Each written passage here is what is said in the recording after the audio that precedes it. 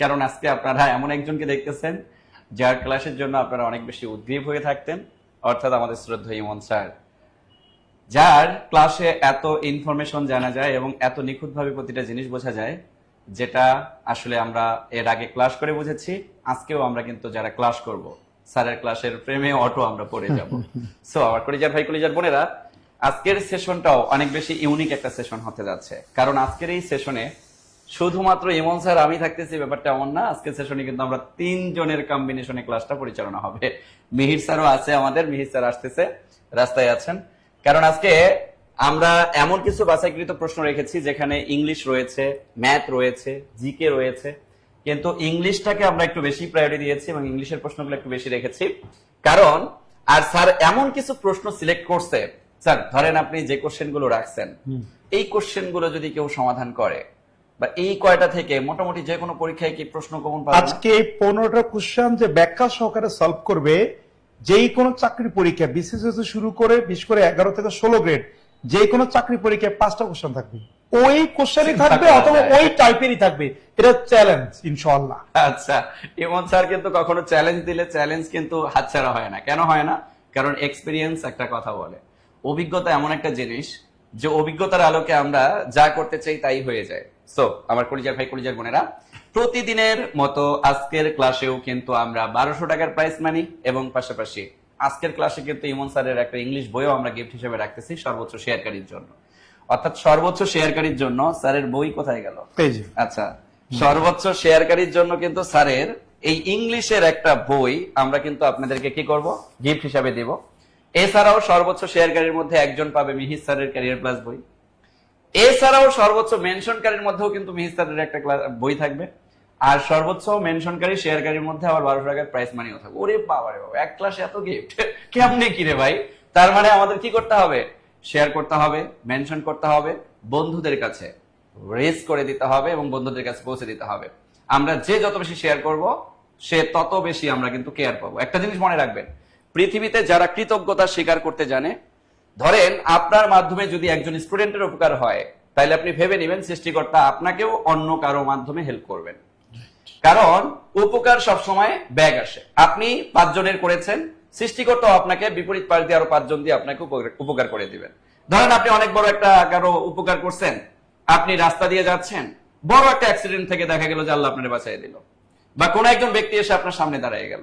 কথার কথা মানে এরকমটাই হয় কিন্তু।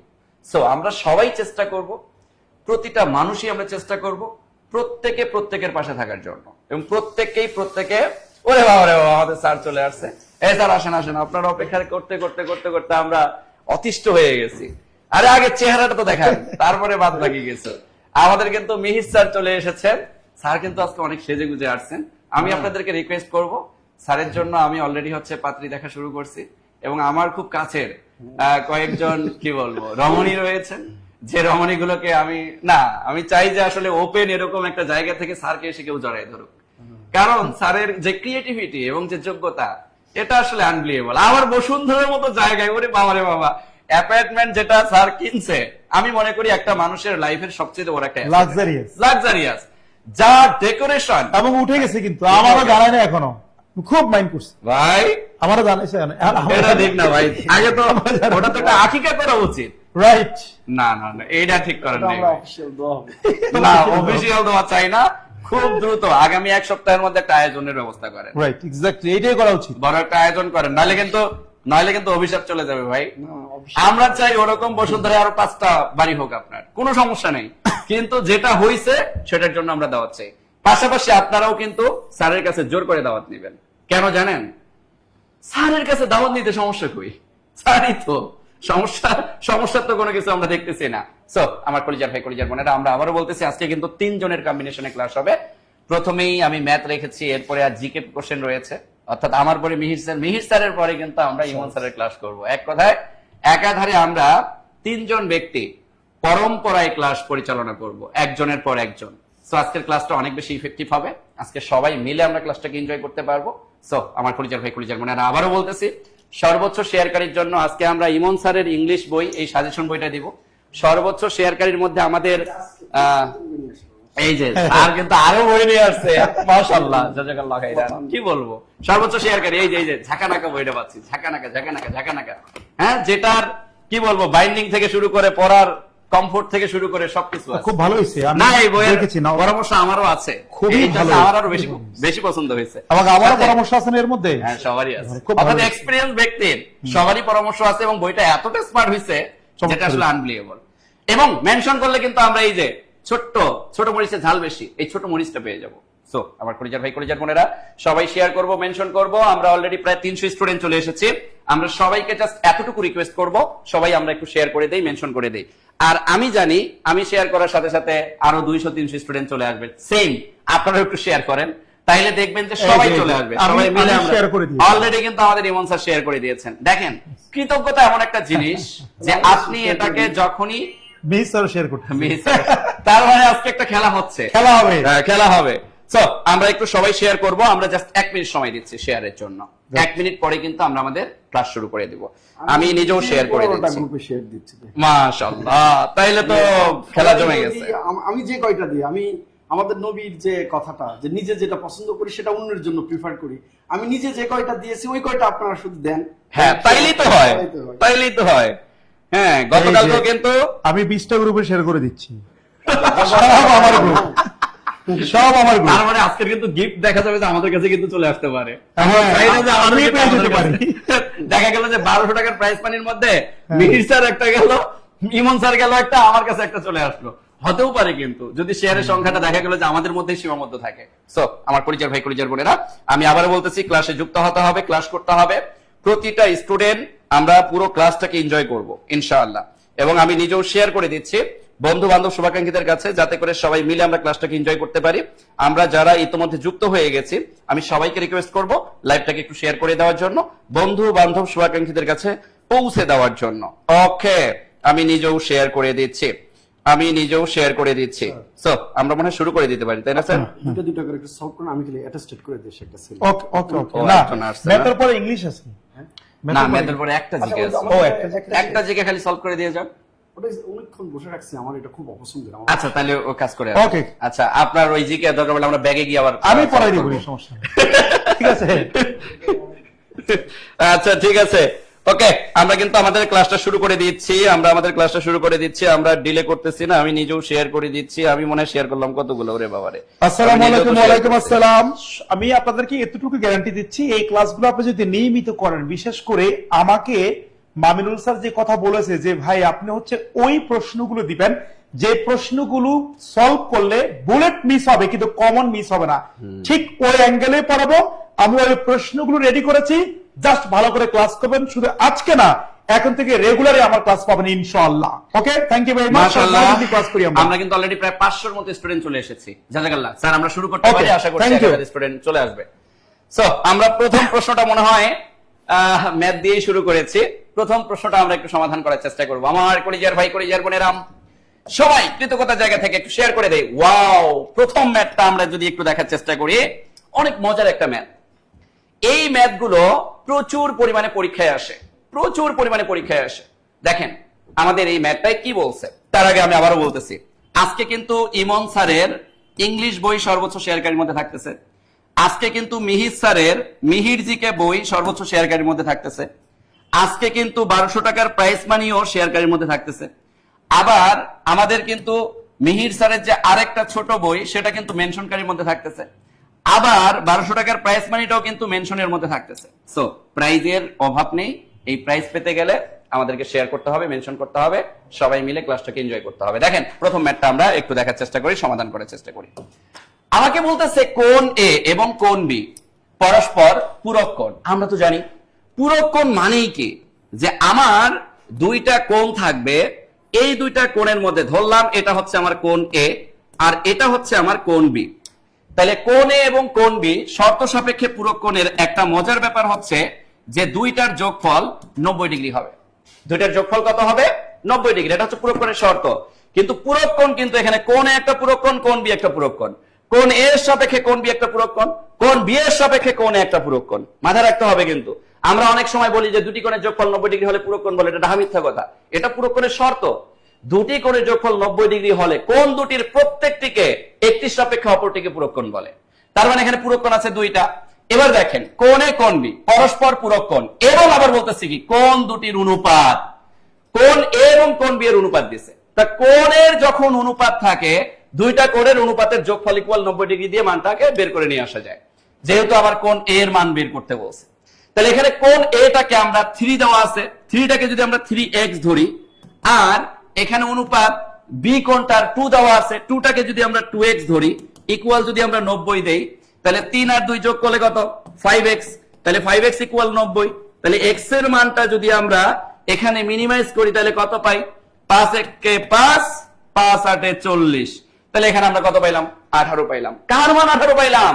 শুধু x এর মান, কিন্তু আমাকে বের করতে বলছে কোণ a এর মান। তাহলে কোণ a কে আমরা কি ধরছি 3x, কোণ a কে কি ধরছি 3x।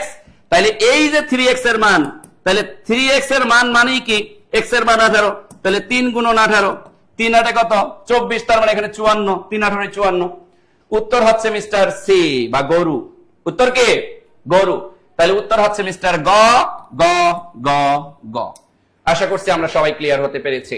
প্রায় 600 স্টুডেন্ট কিন্তু আমরা চলে এসেছি। সবাই একটু শেয়ার করব, মেনশন করব, বন্ধু বান্ধব শুভাকাঙ্ক্ষীদেরকে কি করব ক্লাসটা পৌঁছে দিব। আমি আবারও বলতেছি দুইটা কোণ দেওয়া আছে, পরস্পর পূরক কোণ বলছে, এই জন্য দুইটা কোণের যোগফল 90 দিয়েছি। এখন এই কোণ দুইটার মান ডিরেক্ট না দিয়ে তারা অনুপাত আকারে দিছে। অনুপাত আকারে যদি দেওয়া থাকে কোণগুলোর সাথে একটা x ধরে নিতে হয়, একটা চলক ধরে নিতে হয়। x ধরতে পারি, a ধরতে পারি, y ধরতে পারি, যা খুশি তাই ধরতে পারি। তাহলে 3x + 2y ইকুয়াল কত 90। তাহলে এখানে সবগুলোর যোগ করলে 5x, 5x এর মান পাইলাম 90, x এর মান পাইলাম ভাগ করে 18। তাহলে 3x এর মান বের করতে বলছে 3 গুণন 18, তাহলে আমাদের অ্যানসার হচ্ছে 54। যদি আমাকে বের করতে বলতো কোণ b এর মান কত, আমার কলিজার ভাই কলিজার বোনেরাম, বি কোণের মান যদি আমাকে বের করতে বলতো 2x এর মান বের করতে হতো, 2 গুণন x এর মান যদি আমরা 18 বসায় দিতাম, তাইলেই আমাদের অ্যানসার বাবু চলে আসতো। বলেন ক্লিয়ার কিনা? এই clear clear clear clear clear clear, মাশাআল্লাহ সবাই ক্লিয়ার। ওকে, তো আমরা যদি পরের প্রশ্নে চলে যাই, পরের প্রশ্ন কিন্তু ইংলিশ চলে আসবে স্যার। ওকে, ইংলিশ চলে আসছে, ইংলিশ চলে আসছে, আমরা কিন্তু ইংলিশে চলে আসছি। আমি তার আগে একটু শেয়ার করে ফেলি সবাই, তাহলেই তো হয়ে যায়। আমরা সব একটু শেয়ার করি। আর আমি একটু মাবিনুস সালার প্রশংসা না করে পারছি না। আমি একটু মনোযোগ দিয়ে কিন্তু কোনটা পড়ছিলাম, আমি ভালো স্টুডেন্ট ছিলাম, কিন্তু এই কোন আমার মাথায় ঢুকতো না। কি পূরক কোণ, সম্পূরক কোণ, আবার কি কি জানা বিপ্রতীপ কোণ, বিপ্রতীপ কোণ, একান্তর কোণ, অনুরূপ কোণ, সব খুব ভালো লাগছে। আমি নিজে শিখে গেছি। অনেক অনেক ধন্যবাদ মামিনুল স্যারকে। আমরা এখন ইংলিশে যাই স্যার। ওকে, একটু মনোযোগ দিয়ে এই যে প্রশ্নটা, এই প্রশ্নটা কিন্তু প্রায় সময় পরীক্ষা আসে, অত্যন্ত গুরুত্বপূর্ণ একটি প্রশ্ন। I will not let you go. Sir আরেকটু মোটা করেন নাহলে বোঝা যাবে। হ্যাঁ, I will not let you go। এখানে গোটা কি? In this sentence go is and dash, infinitive, gerund, participle, verbal noun। আমরা সব একটু আগে কমেন্ট করে জানাবো উত্তরটা বেসিক্যালি কি হতে পারে। একটু মনোযোগ দেই। আপনারা অনেকে এই জিনিসটা জানেন না। ইনফিনিটিভ খেয়াল রাখবেন, ইনফিনিটিভ দুই প্রকার। ইনফিনিটিভ দুই প্রকার, একটি হচ্ছে 2 + V1, আর আরেকটি হচ্ছে ভার্বের বেস ফর্ম। মনে রাখবেন ভার্বের যত বেস ফর্ম আছে সবাই কিন্তু ইনফিনিটিভ, এবং এই বেস ফর্মকে বলা হয় বেয়ার ইনফিনিটিভ। খেয়াল করছেন, বেস ফর্মকে বলা হয় বেয়ার ইনফিনিটিভ। তাহলে আপনি ইনফিনিটিভ কয় প্রকার পেলেন? ইনফিনিটিভ দুই প্রকার। একটা হচ্ছে 2 + V1, এটাকে বলে 2 যুক্ত ইনফিনিটিভ। আরেকটা হচ্ছে ভার্বের বেস ফর্ম, যেটাতে 2 নাই, আর ভার্বের বেস ফর্মকে আবার বলা হয় বেয়ার ইনফিনিটিভ। আর ভার্বের বেস ফর্ম হোক আর 2 + V1 হোক, দুটাই কিন্তু কোত্থেকে আসছে? ইনফিনিটিভ থেকে আসছে। সো এই যে গো, এটা কিন্তু ভার্বের বেস ফর্ম। তার মানে গো যেহেতু ভার্বের বেস ফর্ম, এটা প্রধানত বেস ফর্ম, দ্বিতীয়ত এটা বেয়ার ইনফিনিটিভ, আর বেয়ার ইনফিনিটিভ মানে এক প্রকার ইনফিনিটিভ। সো আনসার হবে এ। আমরা বুঝছি কিনা একটু আমরা কমেন্ট করে জানাবো, আমরা বুঝছি কিনা। এই যে ডি বলছেন অনেকে, ভুল উত্তর দিচ্ছেন কিন্তু, খেয়াল করছেন? তাহলে ইনফিনিটিভ দুই প্রকার, একটা হচ্ছে 2 যুক্ত ইনফিনিটিভ, দ্যাট মিন্স 2 + V1 বা ভার্বের বেস ফর্ম। আরেকটা হলো শুধু ভার্বের বেস ফর্ম। আপনি যত জায়গায় ভার্বের বেস ফর্ম পাবেন, যত জায়গায় পাবেন, মনে রাখবেন সবগুলাই হচ্ছে বেয়ার ইনফিনিটিভ। আর বেয়ার ইনফিনিটিভ মানে ওয়ান কাইন্ড অফ ইনফিনিটিভ। আমরা বুঝছি কিনা সব একটু কমেন্ট করবো। আচ্ছা, এবার একটু খেয়াল করেন এখানে যেটা ভুল করছেন। তাহলে ইনফিনিটিভ দুই ভাবে হবে, একটা হচ্ছে 2 + V1, আর আরেকটা হচ্ছে ভার্বের বেস ফর্ম। এই বেস ফর্মকে বলবো আমরা বিয়ার ইনফিনিটিভ। ওকে, আর এই যে জিরান, জিরান মানে কি বলুন তো? জিরান মানে হচ্ছে ভার প্লাস আইএনজি। আর পার্টিসিপল কি? পার্টিসিপল চার ভাবে হয়। পার্টিসিপল হইতে পারে ভার প্লাস আইএনজি, পার্টিসিপল হইতে পারে বি3, পার্টিসিপল হইতে পারে হ্যাভিং প্লাস বি3, এবং পার্টিসিপল হইতে পারে হ্যাভিং বিন প্লাস বি3। এটা আমরা পার্টিসিপলের ক্লাসে বিস্তারিত পড়বো। তাহলে একটু খেয়াল করেন, ইনফিনিটিভ হচ্ছে 2 প্লাস ভি1 অথবা ভার্বের বেস ফর্ম। ভার্বের যত বেস ফর্ম সবাই ইনফিনিটিভ, বিয়ার ইনফিনিটিভ। জিরান্ড হচ্ছে ভার প্লাস আইএনজি, পার্টিসিপল চার ভাবে হয়, ভার প্লাস আইএনজি, ভি3, হ্যাভিং প্লাস বি3, হ্যাভিং বিন প্লাস বি3। খেয়াল করবেন, পার্টিসিপল চার ভাবে হয়, কিন্তু পার্টিসিপল তিন প্রকার।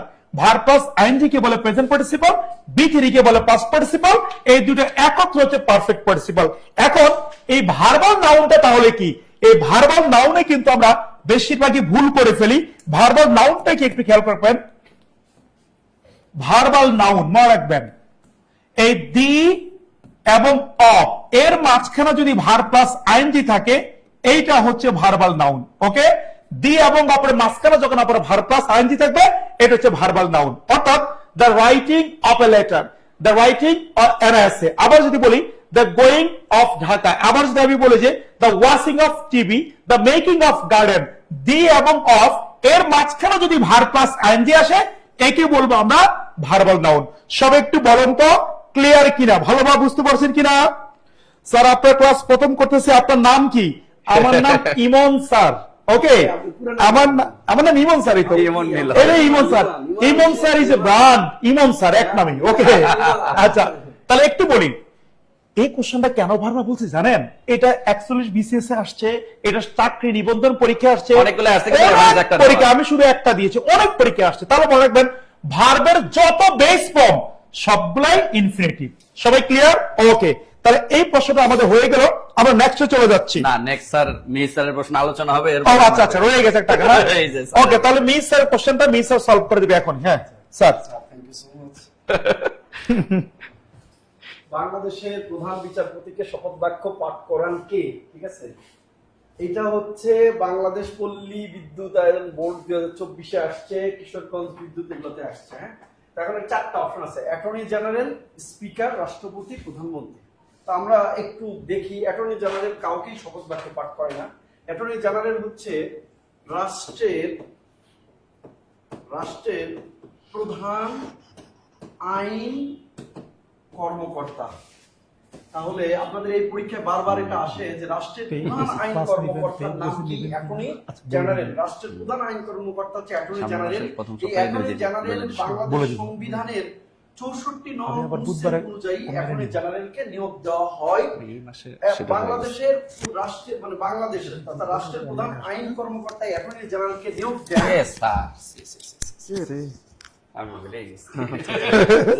অ্যাটর্নি জেনারেলকে আমি বলতেছি যে রাষ্ট্রের প্রধান আইন কর্মকর্তাকে কি বলা হয়? Attorney general. অ্যাটর্নি জেনারেল হচ্ছে সংবিধানের 64 নং অনুচ্ছেদ অনুযায়ী ওনাকে নিয়োগ দেওয়া হয়, এবং অ্যাটর্নি জেনারেলকে নিয়োগ দেন মহামান্য রাষ্ট্রপতি, যার ফলে অ্যাটর্নি জেনারেলের বেতন ভাতা সবকিছু নির্ধারণ করে মহামান্য রাষ্ট্রপতি, উনি নয় এই অপশনে। আচ্ছা, এরপরে আছে স্পিকার। স্পিকার মূলত যাদেরকে শপথ বাক্য পাঠ করান তিনি হচ্ছে মহামান্য রাষ্ট্রপতি, মহামান্য রাষ্ট্রপতি, সংসদ সদস্য, মহামান্য রাষ্ট্রপতি এবং সংসদ সদস্য। ইনাদের এই যে মহামান্য রাষ্ট্রপতি আর সংসদ সদস্য যারা আছেন, এই যে সংসদের 350 জন মোট সদস্য, 300 জন নির্বাচিত, 50 জন সংরক্ষিত। এই 350 জন সংরক্ষিত মানে সংসদ সদস্য এবং মহামান্য রাষ্ট্রপতিকে শপথ বাক্য পাঠ করানো হচ্ছে স্পিকার। আচ্ছা, আপনার হচ্ছে প্রধানমন্ত্রী। প্রধানমন্ত্রী মূলত জেলা পরিষদের যারা চেয়ারম্যান আছে, জেলা পরিষদের যিনি চেয়ারম্যান আছেন, ওনার জেলা পরিষদের চেয়ারম্যানদেরকে শপথ বাক্য পাঠ করান মাননীয় প্রধানমন্ত্রী। আর বাকি রাষ্ট্রের, মনে রাখবেন, রাষ্ট্রের যেগুলো সাংবিধানিক পদ সেগুলোকে নিয়োগ দেন মহামান্য রাষ্ট্রপতি। শপথ বাক্য পাঠ করানো ওগুলোকে হচ্ছে প্রধান বিচারপতি। বাট অন্যান্য যে গুরুত্বপূর্ণ যে বিষয়গুলো এর মধ্যে আছে, যেমন রাষ্ট্রের হাই লেভেলের যেগুলো আছে, প্রধানমন্ত্রী, অন্যান্য মন্ত্রী, অর্থাৎ মন্ত্রী পরিষদ যেটাকে বলি আমরা, অন্যান্য মন্ত্রী বা মন্ত্রী পরিষদ, প্রধানমন্ত্রী, মন্ত্রী পরিষদ, স্পিকার স্পিকার আরেকটা জিনিস আছে হচ্ছে প্রধান বিচারপতি, প্রধান বিচারপতি, বিচারপতি, ঠিক আছে। তাহলে প্রধানমন্ত্রী, মন্ত্রী পরিষদ, স্পিকার এবং প্রধান বিচারপতি, এই তিন শ্রেণী, গুরুত্বপূর্ণ তিন শ্রেণীকে মূলত শপথ বাক্য পাঠ করান মহামান্য রাষ্ট্রপতি। তাহলে এই প্রশ্নের উত্তর হচ্ছে মহামান্য রাষ্ট্রপতি, ঠিক আছে। যার কারা কারা উত্তর দিয়েছেন একটু দেখি। ম্যাক্সিমামই আপনারা এগুলো জানেন, আসলে এগুলো মানে প্রিভিয়াস কোশ্চেন, অনেক পুরান এবং বেসিক যাদের ক্লিয়ার আছে, যারা নতুন না, আগে একটু ক্লাস করেছেন অথবা বই পুস্তক পড়েছেন, তারা অবশ্যই এই প্রশ্নটা জানেন আর কি। তো এই প্রশ্ন উত্তর হচ্ছে যারা আপনারা যারা উত্তর দিয়েছেন গো, আপনাদের অভিনন্দন। পরেরটা আসি স্যার, পরে কিন্তু ইংলিশ চলে এসেছে স্যার। চলে আসছে ইমন স্যার তো আবার ইংলিশ, গুড। এই যে আপনার প্রশ্ন। আচ্ছা সরি, আচ্ছা তাহলে কোশ্চেন নাম্বার 4 আমরা আগে একটু বলবো আগের কোশ্চেনটা আমরা ভালোভাবে বুঝছি কিনা, কারণ আমি ইমন স্যার আপনাকে আগের প্রশ্ন আমি যেটা আপনাকে সলভ করিয়েছি, এটা যে কত ভাবে পরীক্ষা আসছে ভাই, কত ভাবে আসছে, কোনটা পার্টিসিপল, কোনটা ভার্বাল নাউন, কোনটা ইনফিনিটিভ, কত ভাবে যে পরীক্ষা আসছে আপনি চিন্তাও করতে পারবেন না। আর এই যে আমি আপনাকে এক্সপ্লেন করে পড়িয়েছি, এইভাবে আপনাকে পড়তে হবে। আচ্ছা এবার আসেন কোশ্চেন নাম্বার 4। আমি আপনাকে চ্যালেঞ্জ করে বলে দিচ্ছি, আপনি যদি 10টি চাকরি পরীক্ষা দেন, অ্যাটলিস্ট 9টাতে এই 4 নাম্বার থেকে কোশ্চেন আসবে। কোশ্চেনটা একটু দেখেন সবাই। হি as well as his parents spending vacation abroad। আচ্ছা আমি একটা প্রশ্ন করি, অ্যাব্রোড এখানে কোন পার্টস অফ স্পিচ, সব একটু কমেন্ট করবেন দেখি, অ্যাব্রোড কোন পার্টস অফ স্পিচ। আচ্ছা এখানে ইজ বলেছেন অনেকে, গ বলেছেন, সি বলেছেন, ইজ বলেছেন, অ্যাগেইন স্যার, ওকে একটু খেয়াল রাখবেন। as well as, also, along with, together with, accompanied by,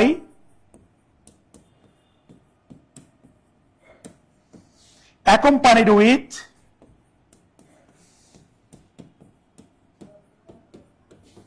including, but not। এই যে আমি যেই ওয়ার্ডগুলো লিখলাম, as well as, also, along with, together with, accompanied by, accompanied with, including, but not, এই যে ওয়ার্ডগুলো লিখলাম, এই ওয়ার্ডগুলো দিয়ে যদি দুটি সাবজেক্ট যুক্ত থাকে, এইদিকে একটা, এইদিকে একটা, তাহলে এই ওয়ার্ডগুলোর আগে যেটা সেটাকে ধরতে হবে। তাহলে আবার বলছি, as well as, also, along with, together with, accompanied by, accompanied with, including, but not, এদের দ্বারা যখন দুই দিকে দুটি সাবজেক্ট থাকবে তখন আমরা এদের আগেরটাকে ধরবো। যেমন আমি যদি বলি যে I, also, he, is, oblique, M, okay এতটুকু মনে করে আমি লিখলাম। একটু দেখবেন এই যে অলসো, এর আগেরটা হবে সাবজেক্ট, আগে কি আছে আই, তাহলে আনসার হবে আই ইজ না আই এম। আমরা বুঝছি কিনা একটু কমেন্ট করব, সব একটু কমেন্ট করব, বুঝছি কিনা সব একটু কমেন্ট করবো, আমরা কি বুঝতে পেরেছি একটু খেয়াল রাখবেন। তাহলে as well as, also, along with, together with, accompanied by, accompanied with, including, but not, এদের দ্বারা দুদিকে দুটি সাবজেক্ট থাকলে এদের আগেরটাকে আমরা সাবজেক্ট ধরবো। তাহলে এই ক্ষেত্রে আমি অলসো এর আগেরটাকে আই ধরেছি। এখন দেখো এখানে as well as এর আগে হচ্ছে হি, হি কে ধরলে সিঙ্গুলার, আনসার হবে ইজ। আবার হিজ প্যারেন্টস প্লুরাল, একে ধরলে আনসার হবে আর। আমি ধরবো কাকে, আমি এদের আগেরটাকে ধরবো, হি কে ধরবো, সো আনসার হবে ইজ। আমরা বুঝছি কিনা সব একটু কমেন্ট করবো, সব একটু কমেন্ট করবো, আমরা বুঝছি কিনা। জান্নাতুল ফেরদৌস বলছে আলহামদুলিল্লাহ clear, Tulika Tuli clear sir, Sabina Yasmin Popy বুঝেছি, থ্যাংক ইউ। ফার্স্ট সাবজেক্ট অনুযায়ী হবে, রাইট, এক্স্যাক্টলি, ওকে। এবার আমরা পরবর্তী প্রশ্ন চলে যাচ্ছি। ওকে আবার ইংলিশ, আচ্ছা গুড, ইংরেজি। আচ্ছা ইফ ইউ হ্যাড, আচ্ছা আরেকটা কথা, আমি যেটা প্রশ্ন করেছিলাম একটু আগে, খুব মনোযোগ দিয়ে কেন করলাম জানেন, এই কোশ্চেনটা কয়েকদিন আগে আপনার হচ্ছে মন্ত্রণালয়ের একান্ত সচিব নিয়োগ পরীক্ষায় এই কোশ্চেনটা আসলে অ্যাব্রোড কোন পার্টস অফ স্পিচ। মনে রাখবেন যেই কোনো ওয়ার্ড বাক্যে বসে, যেই কোনো ওয়ার্ড বাক্যে বসে কোন স্থানকে বুঝালে, সময়কে বুঝালে 100% অ্যাডভার্ব। আবার বলছি, বাক্যে বসে যেই কোনো শব্দ বাক্যে বসে যখন কোন স্থান বুঝাবে বা সময় বুঝাবে স্থান বা সময় বুঝাবে 100% সেটি হয়ে যাবে অ্যাডভার্ব। বাক্যে বসে স্থান বুঝাবে, সময় বুঝাবে, 100% সেটা হয়ে যাবে অ্যাডভার্ব। সেখানে অ্যাপ্রোচ দ্বারা কি বুঝিয়েছে? স্থানকে বোঝাচ্ছে, সো এটা পার্টস অফ স্পিচ হবে অ্যাডভার্ব। আশা করি বুঝতে পেরেছি। আমরা নেক্সট কোশ্চেনে চলে যাই। বুঝছেন কিনা একটু কমেন্ট করে জানাবেন। আচ্ছা, 5 number, if you had informed me before I dash you. এমন কোন চাকরি পরীক্ষা নাই যে আপনি আমাকে দেখাবেন কন্ডিশনাল থেকে প্রশ্ন হয় না। চ্যালেঞ্জ করে দিলাম, নাই, হবে না। কন্ডিশনাল, সাবজেক্ট ভার্ব এগ্রিমেন্ট, প্রশ্ন 100%। কন্ডিশনাল মধ্যে আবার এখান থেকে সবচেয়ে বেশি প্রশ্ন আসে। আমরা জানি যদি ইফ এর সাথে পাস্ট পারফেক্ট টেন্স হয় তাহলে বাকি অংশ হবে সাবজেক্ট প্লাস উড হ্যাভ অথবা কুড হ্যাভ অথবা মাইট হ্যাভ, তিনটের যে কোনো একটা নিলে হবে, তারপরে হবে V3। ওকে, তাহলে ইফ এর সাথে যদি থাকে পাস্ট পারফেক্ট, অথবা যদি থাকে এইভাবে had plus subject plus V3, এই তিনটার যে কোনো একভাবে ইফ এর সাথে পাস্ট পারফেক্ট, অথবা ইফ নাই শুরুতে আছে হ্যাড, তারপরে সাবজেক্ট, তারপরে V3। একই নিয়ম, সাবজেক্টের পরে would have, could have, might have, আর হ্যাভ এর পরে V3 হবে মাস্ট। Okay, fine. এখন ইফ এর সাথে আছে পাস্ট পারফেক্ট, তাহলে এখানে আমি কাকে নিব? Would have. উড নাই, এটা ভুল। উড আসে হবে, উড আসে হবে, উড আসে হবে। এখন উডের সাথে হ্যাভ হবে, উড হ্যাভ। হ্যাভ নাই, ভুল। হ্যাভ নাই, ভুল। Answer is B. আমরা কি বুঝতে পেরেছি? সব একটু কমেন্ট করব। আর আর আরেকটি গুরুত্বপূর্ণ একটু মনে রাখবেন, অত্যন্ত গুরুত্বপূর্ণ জিনিস, এই যে নিয়মটা আপনি পড়লেন, একে বলা হয় থার্ড কন্ডিশন। একে বলা হয় থার্ড কন্ডিশন। আমরা কি বুঝতে পেরেছি? একটু সবাই কমেন্ট করব, বুঝতে পেরেছি কিনা? সব একটু কমেন্ট করব, ক্লিয়ার, বুঝতে পেরেছি কিনা। তাহলে এটা কিন্তু খুব গুরুত্বপূর্ণ। করলাম স্যার, আজকে ইমন স্যার আছে, যেখানে আমাদের ঝড় ওঠার কথা না মেহের স্যার, হ্যাঁ, অথচ ঝড় কিন্তু উঠতেছে না। ওনারা আসলে চিনেন, আসলে ইমন স্যার। এই স্যারের চেনে না অনেক। আমরা দুইটা মানুষকে আপনারা সারা বাংলাদেশে গুরু মানেন, আমাদের গুরু হচ্ছে উনি। গুরুর গুরু থাকে না, গুরু হচ্ছে উনি। টিচারদের টিচার, টিচারদের teacher, poets of the poets যেমন শোনেন। আছে, টিচার্স অফ দ্য টিচার্স। একটা রিকোয়েস্ট করব, আমাদের জন্য না, আমাদের দুইজন অলরেডি আমরা 2 দিন ধরে ক্লাস নিচ্ছি, আজকে তৃতীয় দিন চলে আসছে। আচ্ছা। তৃতীয় দিনে স্যারকে আনছি। স্যার কিন্তু আমাদের সামনের মাসে পেইড ব্যাচেও কিন্তু প্রথম সপ্তাহে 2 দিন ক্লাস দিচ্ছে স্যার। আগামী সপ্তাহে 2 দিন ক্লাস নিব, 1 তারিখ আর 5 তারিখ পেইড বেস অফলাইনে, এবং অনলাইনে আছে। এই সপ্তাহে আসবো আরো। সো আমি যেটা বলতে চাচ্ছিলাম আমার কলিজার ভাই, কলিজার বোনেরা, সেটা হচ্ছে আপনারা যারা এখন যুক্ত আছেন, আমি জাস্ট 1 মিনিট সময় দিব, একটু সবাই শেয়ার করেন। আর মেনশনকারীদের জন্য আজকে গিফট থাকবে বেশি, কারণ মেনশনকারীদের সর্বোচ্চ মেনশনকারীর মধ্যে আজকে ইমন স্যারের বইটা গিফট যাবে। এই জন্য মেনশন করতে হবে, প্রচুর মেনশন করতে হবে। আর শেয়ারকারীর মধ্যে মেহের স্যারের বই প্লাস প্রাইস মানি থাকবে। 12 টাকার প্রাইস মানি ভান, চিন্তা করা যায়, প্রাইস মানি প্লাস বই। সো সবাই যদি আমরা দুইজন করে, 5 জন না হোক, 2 জন করে শেয়ার করি, তাও তো 1500-1600 হয়ে যায়। আচ্ছা, একটু শেয়ার করে ডান লিখিত সবাই। আমরা 30 সেকেন্ড সময় দিচ্ছি, এরপরে আমরা ক্লাস শুরু করে দিব। শেয়ার যারা করছি মিনিমাম একটা কৃতজ্ঞতার জায়গা থেকে একটু ডান লিখবো সবাই। আমি চাই 1 মিনিটের মধ্যে 1000 শেয়ার হয়ে যাবে। অলরেডি 700 শেয়ার হয়ে গেছে। অনেকেই শুনতো, মানে আমাদের তো পছন্দ করে, যেমন সম্পা আক্তার আপু। ইমন স্যারকে চেনেন না কেউ? এমন নাই। অনেক দেখছেন, ওরাই আবার স্যারের প্রশংসা করতেছে যে এমন কেউ নাই ইমন স্যারের চেনে। কারণ ইমন স্যারের আমরা সবাই চিনি। না স্যার, মাশাআল্লাহ মাশাআল্লাহ, জাযাকাল্লাহ খাইরান। স্যার আমি যখন ওই 12 সালে বিশ্ববিদ্যালয়ে ভর্তি পরীক্ষা দিই, তখন আমি দেখি একজন আইসা ঘুমাইয়া পড়াচ্ছে, কোনো দিকে তাকানোর সময় নাই, চিল্লা পাল্লা করে। আমি বললাম, বাবারে এত ভালো ইংরেজি পারে কেন? আমি তো ইংরেজি কিছু, তখন ঢাকা ইউনিভার্সিটির পরীক্ষার আর কিছুদিন আগে, আমি ইংরেজি কিছু জানি না। আমি এরকম হয়েছে, সে তারপর পাইলাম। এরপরে আমি যখন বিসিএস দিতে গেলাম, আমি তো সারাদিন বই লিখতেছি আর টিউশনি নিয়ে ব্যস্ত, মানে ওই ব্যস্ত। ইংলিশ নিয়ে আলাদা করে পড়া। হঠাৎ করে দেখি ভাই পড়াইতে দৌড় দিতেছে। আমি বললাম, ভাই শুনে কই যান? 19 সালের ঘটনা। আরে বলে না, আমার মডেল টেস্ট, লিখিত পরীক্ষার মডেল টেস্ট। আমি বললাম, ভাই আপনি পিলি পাস করছেন? বললো, ব্যাক কল, পিলি পাস করি নাই, লিখিত পরীক্ষা শেষ আর কয়েকদিন পর শুরু হয়ে যাবে, ভাই দেখবা ক্যাডার হয়ে তোমার সামনে চলে আসছে। পরে আমি, এবং ভাই কিন্তু আমাদের 40-এ যারা চেনেন না, হ্যাঁ 40-এর কিন্তু ভাই কিন্তু 40 কর্মরত আছে। ভাইকে দুইজন ক্যাডার কিন্তু আজকে মাগো টুরুল আবার আরে না, আমি কিন্তু 2019 সালে যে যতগুলো টেলিভিশন বলেন, যেগুলো প্রোগ্রামে আমি বলছি, আমার কিন্তু বিসিএস জার্নি হচ্ছে 19 সাল থেকে। যে মানুষটাকে দেখে আমার বই লেখার অনুপ্রেরণা শুরু হয়েছিল, সেটা হচ্ছে ইমন স্যার। স্যারই কিন্তু আমাকে বইটা, মানে আমার ছোট একটা চটি সাজেশন ছিল, ওইটাকে আমার বড় বই করার জন্য স্যারই আমাকে বলছিল যেটা ব্যাককল বড় একটা বই করো। আর সেকেন্ড হচ্ছে আমি কিন্তু স্যারকে দেখাই যে না আরে ফার্ম গেটে 500 700 800 স্টুডেন্ট প্রাইভেট পড়ায় ইংলিশের অ্যাডমিশনের, এমন কোনো অ্যাডমিশনের স্টুডেন্ট নাই ফার্ম গেটে পড়ে, এমন স্যার আছে না। তো আমি বললাম যে এই লোক 700-800 স্টুডেন্ট পড়ায়, ইনি যদি বিসিএস দেয়, আমরা তো সাধারণ জ্ঞান কয় টাকা পাই আর কয়টা স্টুডেন্ট পড়ায়, তাহলে আমরা যদি সরকারি চাকরি চেষ্টা না করি তাহলে কই আসি আসলে। তখন আমি ভাইয়ের সাথে গিয়া ভাইয়ের খাতা নিয়ে আসতাম, আইসা দেখি পুরো কোচিং সেন্টারের মধ্যে লিখিত পরীক্ষায় ফার্স্ট হয়েছে।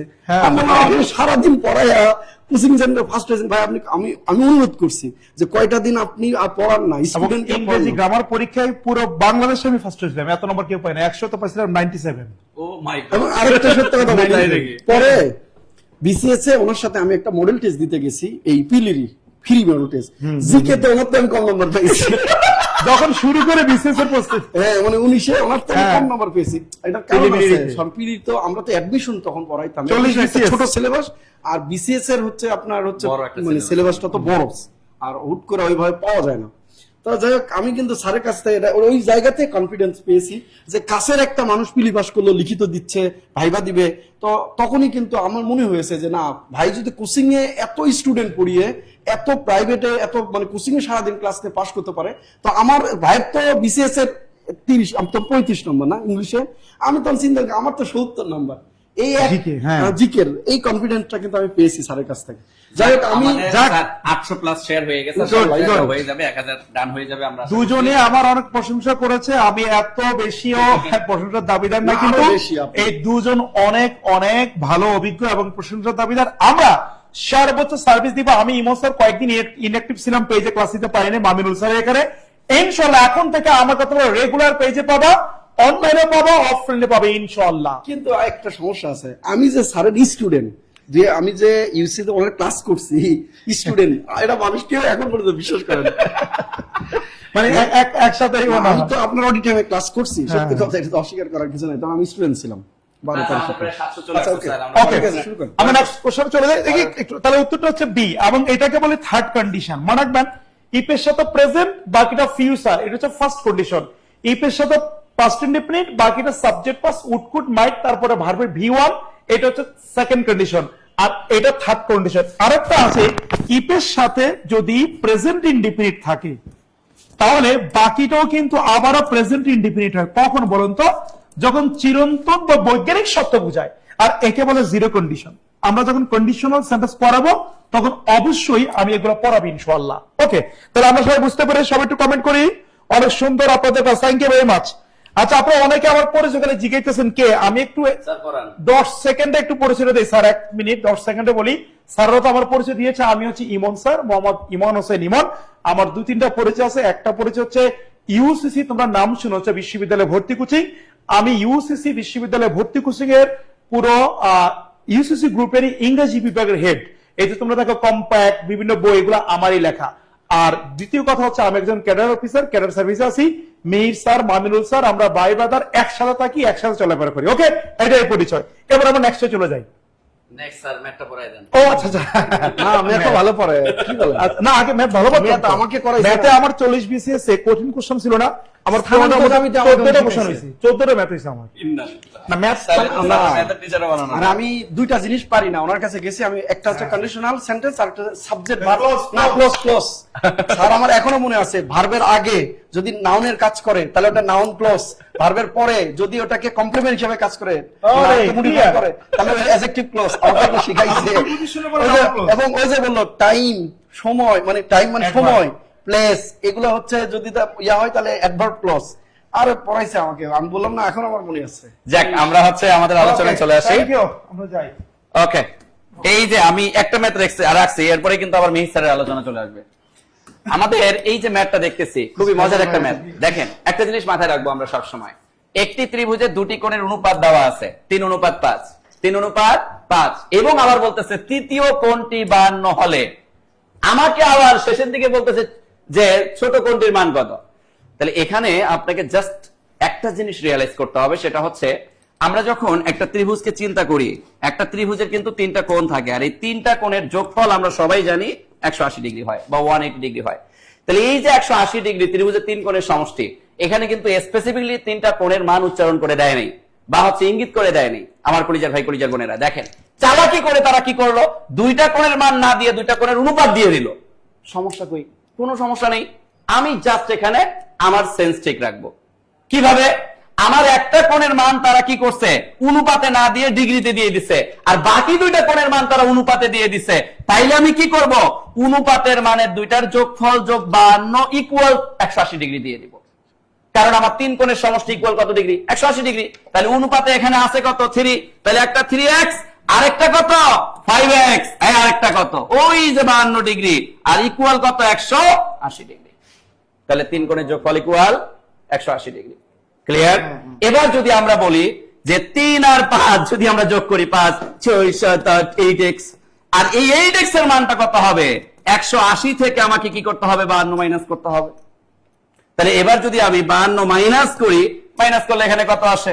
এখানে 8, এখানে 2, এখানে 1, 128। তাহলে x এর মানটা কত আসবে? 128 ভাগ 8। তাহলে 8 একে 8।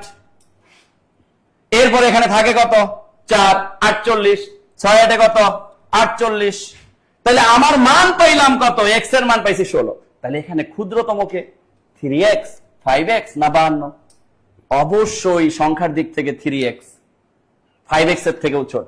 তাহলে 3x এর মানটা যদি আমরা বের করি, 3 গুণন 16, তাহলে 3 6 18 8, 3 একে 3 আর একে 4, 48। তাহলে এই যে আমরা 48 পাইলাম, আর যে কোণের মান দেওয়া আছে সেটা হচ্ছে 52, তাহলে ছোটকে 48। তাহলে আমাকে তো তাই বের করতে বলছে যে ছোট কোণটির পরিমাণ কত। তাহলে ছোট কোণের পরিমাণ হচ্ছে 48। ছোট কোণের পরিমাণ কত? 48। বলেন বলেন বলেন বলেন বলেন বলেন, ক্লিয়ার কিনা? ক্লিয়ার কিনা? ক্লাসে রিঅ্যাকশন ইউজ করবেন, তাইলে ক্লাসটা রিচ হবে, প্রচুর মানুষের কাছে পৌঁছে যাবে। পাশাপাশি শেয়ার করবেন, মেনশন করবেন। কেন? কারণ শেয়ারকারী মেনশনকারীদের জন্য প্রচুর গিফটের আয়োজন আছে। কারণ জব মেডিসিন মানেই গিফট। জব মেডিসিন আমরা সবাই মিলে কম্বিনেশনে কাজ করার চেষ্টা করি। সো সবাইকে শেয়ার করতে হবে, মেনশন করতে হবে। মিহির স্যার কই? মিহির স্যার, স্যারের প্রশ্ন চলে আইছে গা। এটা তো আপনি দিতে পারেন। পারি না রে স্যার। কলমটা দেন। রাষ্ট্রপতি উত্তর। আচ্ছা শোনেন, আমি স্যারদের মতো এরকম এক্সাইটেড হয়ে বলতে পারি না। আমি একটু ঠান্ডা আস্তে আস্তে বললে আমার ভালো লাগে। আচ্ছা বলেন আপনি। কার কর্তৃত্বের উপর আদালতের কোনো এখতিয়ার নেই। এখানে অনেকগুলো অপশন দেওয়া আছে, আপনারা জানেন। দেখেন নিয়োগগুলো দেওয়া আছে, প্রাইমারি পরীক্ষা। এগুলো কোশ্চেন অনেক সহজ। মনে রাখেন, ওয়ারেন্ট অফ প্রেসিডেন্ট অনুযায়ী, ওয়ারেন্ট অফ প্রেসিডেন্ট বা রাষ্ট্রের ক্রমমান অনুযায়ী রাষ্ট্রের প্রধান ব্যক্তি হচ্ছে মহামান্য রাষ্ট্রপতি। মহামান্য রাষ্ট্রপতি। এবং বিসিএস প্রিলির মতো জায়গাতে এই কোশ্চেনটা, আমি একটা কোশ্চেন ক্লাস করলে উপকার এটাই যে আপনি এমন কিছু ক্লু, একদম এমন কনসেপ্ট ক্লিয়ার হবে যেটা আপনি পয়রা ক্লিয়ার করতে পারবেন না। দেখেন, তাহলে ওয়ারেন্ট অফ প্রেসিডেন্ট অনুযায়ী রাষ্ট্রের প্রধান ব্যক্তি হচ্ছে মহামান্য রাষ্ট্রপতি। মনে রাখবেন, রাজতান্ত্রিক বা নিয়মতান্ত্রিক রাষ্ট্রের নিয়মতান্ত্রিক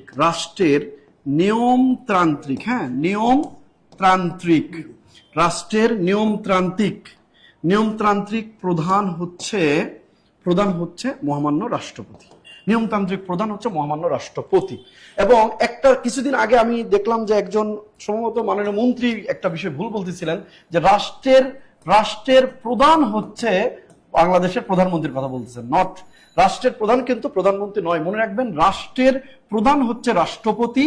বাংলাদেশের যে সংবিধান অনুযায়ী রাষ্ট্রের প্রধান হচ্ছে প্রেসিডেন্ট, আর সরকার প্রধান হচ্ছে পিএম। মনে রাখবেন, রাষ্ট্রের প্রধান হচ্ছে প্রেসিডেন্ট, আর সরকার প্রধান বললে আপনি হচ্ছে পিএম বা প্রাইম মিনিস্টার। তাহলে এখনো নিয়মতান্ত্রিক ভাবে ওয়ারেন্ট অফ প্রেসিডেন্ট অনুযায়ী রাষ্ট্রের প্রথম ব্যক্তি হচ্ছে রাষ্ট্রপতি। আচ্ছা, আরেকটা জিনিস একটু এই 2-3টা জিনিস একটু জানলে আপনার ভালো হবে, ক্লিয়ার হবে কনসেপ্টটা। সেটা হচ্ছে রাষ্ট্রের অধ্যাদেশ প্রণয়ন, দণ্ডপ্রাপ্ত ব্যক্তিকে ক্ষমা করে দিতে পারেন, দণ্ডপ্রাপ্ত ব্যক্তিকে ক্ষমা করে দিতে পারেন, অধ্যাদেশ প্রণয়ন করতে পারেন। এরপরে হচ্ছে আপনার মনে রাখবেন, বাংলাদেশ সংবিধানে 3টা জায়গাতে দায় মুক্তির কথা বলা আছে। 47 নম্বর অনুচ্ছেদে বলা আছে দায় মুক্তির কথা, এবং আপনার হচ্ছে মহামান্য রাষ্ট্রপতির কথা বলা আছে 51 নম্বর অনুচ্ছেদে, এবং 78 নম্বর অনুচ্ছেদে বলা আছে সংসদ সদস্যদের দায় মুক্তির কথা।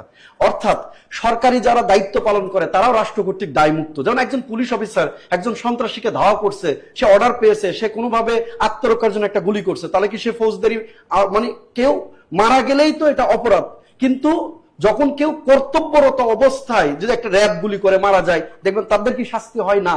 কারণ ওরা রাষ্ট্রের দায়িত্ব পালন করতে গিয়ে একজন মানুষকে মারছে, তখন এটাকে রাষ্ট্র দায় মুক্তি অধ্যাদেশ, অর্থাৎ তখন তাকে দায় মুক্তি দেয়। 2 নম্বর হচ্ছে মহামান্য রাষ্ট্রপতি ক্ষমতায় থাকা অবধি, এটা 51 নম্বর অনুচ্ছেদের বিষয়, তিনি রাষ্ট্রের ফৌজদারি অপরাধ থেকে শুরু করে সকল ধরনের অপরাধ থেকে তিনি দায় মুক্ত, কারণ তিনি রাষ্ট্রের অভিভাবক। তাহলে এটা একটা কোশ্চেন হচ্ছে, রাষ্ট্রের অভিভাবককে, রাষ্ট্রের অভিভাবক বা আব্বা হচ্ছে মহামান্য রাষ্ট্রপতি। তাহলে আপনি যে সংসারে আছেন সেই সংসারে আব্বার নামে আঙ্গুল তুলতে পারেন না, এই জন্য রাষ্ট্র ওনাকে সম্মান দিয়ে 51 নম্বর অনুচ্ছেদে ওনাকে বলছে যে রাষ্ট্রের কর্তৃত্বের উপরে উনি দায়মুক্ত। উনি যতদিন রাষ্ট্রপতি আছেন ওনার নামে বাংলাদেশের কোনো আদালতে কোনো প্রকার অভিযোগ দায়ের করা যাবে না। ঠিক আছে, রাষ্ট্রের সকল কর্মকাণ্ডে তিনি দায়মুক্ত ব্যক্তি। এটা মহামান্য রাষ্ট্রপতির কথা বলা আছে 51 নম্বর অনুচ্ছেদে বলা আছে। এছাড়াও আমরা আরো কিছু আনুষ্ঠানিক ভাবে, যেমন সংসদ অধিবেশন আহ্বান স্থগিত ভেঙে দেওয়ার ক্ষমতা, এই যে বর্তমানে সংসদ অধিবেশন চলে, তাহলে সংসদ অধিবেশন আহ্বান স্থগিত ও ভেঙে দিতে পারেন, ভেঙে দিতে পারেন কে? মহামান্য রাষ্ট্রপতি। এই গুরুত্বপূর্ণ কাজগুলো তিনি করে থাকেন এগুলো। তাহলে এখানে এই প্রশ্ন উত্তর হচ্ছে, কার কর্তৃত্বের উপর আদালতের কোনো এখতিয়ার নাই? তিনি হচ্ছে মহামান্য রাষ্ট্রপতি। তবে একটা কথা থাকে এখানে, যদি তিনি রাষ্ট্রের যে কোনো অন্যায় করেন তার উপরে কোনো কর্তৃত্ব নাই, তাহলে সে তো অন্যায় করেই যাবেন, তখন তারা কি করবেন? এই জন্য সংবিধানের 52 নম্বর অনুচ্ছেদে বলা আছে অভিশংসনের কথা, অভিশংসন বা ইমপিচমেন্টের কথা, অভিশংসনের কথা বলা আছে। তো এই যে অভিশংসন বা ইমপিচমেন্ট 52 নম্বর অনুচ্ছেদে বলা আছে, যখন কোনো রাষ্ট্রপতি, মহামান্য রাষ্ট্রপতি যদি এরকম কোনো কর্মকাণ্ডের সাথে জড়িয়ে যান অথবা তিনি যদি অক্ষম হন, তখন সংসদের মাধ্যমে ওনাকে ওনার পদ থেকে সরিয়ে দেওয়ার প্রসেসকেই বলা হয় অভিশংসন বা ইমপিচমেন্ট। হ্যাঁ, তাহলে এইগুলো আমরা পরে পড়বো। তাহলে এই প্রশ্নের উত্তর হচ্ছে, কার কর্তৃত্বের উপর আদালতের কোনো অভিযোগ নেই? মহামান্য রাষ্ট্রপতি। আপনারা অনেকেই মাশাআল্লাহ অনেকেই উত্তর দিয়েছেন, সঠিক উত্তর, অসংখ্য ধন্যবাদ। এরপরে প্রশ্নটা আমরা স্যারের দিয়ে দিচ্ছি আবার। ইংলিশ চলে আসছে স্যার, ইংলিশ চলে আসছে। রেডি? এরপরের প্রশ্ন হচ্ছে, হুইচ অফ দ্য ফলোইং, না স্যার? ওকে, অত্যন্ত গুরুত্বপূর্ণ একটি প্রশ্ন। আপনি আবারে বলি, 10টা চাকরি পরীক্ষা দিলে দেখবেন যে 8টাতে এই কোশ্চেনটা আসছে, মেড অফ উড না মেড ফ্রম উড। আচ্ছা, paper is made of, made from, পার্থক্যটা বেসিক্যালি কি আমরা একটু ভালোভাবে দেখব যে মেকের সাথে কি হয়। মনে রাখবেন, মেডের সাথে প্রিপোজিশন কি কি পাই একটু দেখবো। আমরা পাবো মেড অফ, ওকে, আবার পাবো মেড ফ্রম, গুড, আমরা আবার পাবো মেড ইন, গুড, আবার পাবো আমরা মেড বাই। শুনেন, আপনারা একটু অ্যানালাইসিস করে না পড়লে ভালো কিছু করবেন না। আপনারা শুধু পড়েছেন মেড অফ, মেড ফ্রম, কিন্তু না, আরো 2টা আছে, মোট 4টা। এই মেকের পাস্ট পার্টিসিপল মেড থেকে 4 ভাবে প্রিপোজিশন আসতে পারে। তার মধ্যে প্রথমটা যেটা আমরা পেলাম, made of, made from, made in, made by, এদের পার্থক্যটা খেয়াল করেন। মেড বাই বসবে কখন? যখন এখানে কোম্পানিকে বুঝাবে, কোন কোম্পানি। যেমন আমি বললাম it is made by Nokia, made by Samsung, made by, okay. আর মেড ইন এটা বসবে যখন কোনো কান্ট্রিকে বুঝাবে, কোন কান্ট্রিকে, যেমন মেড ইন চায়না, হ্যাঁ, made in USA, made in Jinjira না, কিন্তু আবার made by Jinjira, made in Bangladesh, okay. আবার মেড অফ, মেড ফ্রম, এই 2টা এরা বুঝাবে উপাদান, এরা বুঝাবে কি? উপাদান। তাহলে একটু মনোযোগ দিয়ে আমরা মেড দিয়ে আমরা 4 ভাবে প্রশ্ন পাবো, made of, made from, made in, made by, okay. Made of, made from, এই 2টা উপাদান বুঝাবে, কিসের তৈরি? কাঠের, রডের, লোহার। আবার মেড ইন বসবে যখন কান্ট্রি বুঝাবে, this phone is made in China. আবার মেড বাই কোম্পানি বুঝাবে, this phone is made by Nokia. যখন উপাদানের কথা আসবে, এই যে উডের তৈরি, কাঠের তৈরি উপাদান যখন বলবে, তখন হবে মেড অফ, মেড ফ্রম। এই ক্ষেত্রে অফ কোথায় আর ফ্রম কোথায়? মনে রাখবেন, অফ হচ্ছে উপাদান স্পষ্ট দেখা গেলে, উপাদান স্পষ্ট দেখা গেলে, দেখা গেলে। আচ্ছা, আর মেড ফ্রম হচ্ছে উপাদান স্পষ্ট দেখা না গেলে, স্পষ্ট দেখা না গেলে। আচ্ছা, একটু খেয়াল করি, আমরা যদি দেখি যে উপাদানটা স্পষ্ট দেখা যাচ্ছে, তাহলে হবে মেড অফ। যদি দেখি যে উপাদানটা স্পষ্ট দেখা যাচ্ছে না, তাহলে হবে কি? Made from. ব্যাপারটা বুঝতে পেরেছি? একটু খেয়াল করেন, আমি যদি আপনাকে বলি যে স্বর্ণ দিয়ে আংটি বানানো হয়েছে, আপনাকে আংটির মধ্যে কিন্তু স্বর্ণ দেখা যায় স্পষ্ট, উপাদান দেখা যাচ্ছে, আংটির মধ্যে স্বর্ণ জ্বলজ্বল করতেছে, এইটা হবে মেড অফ।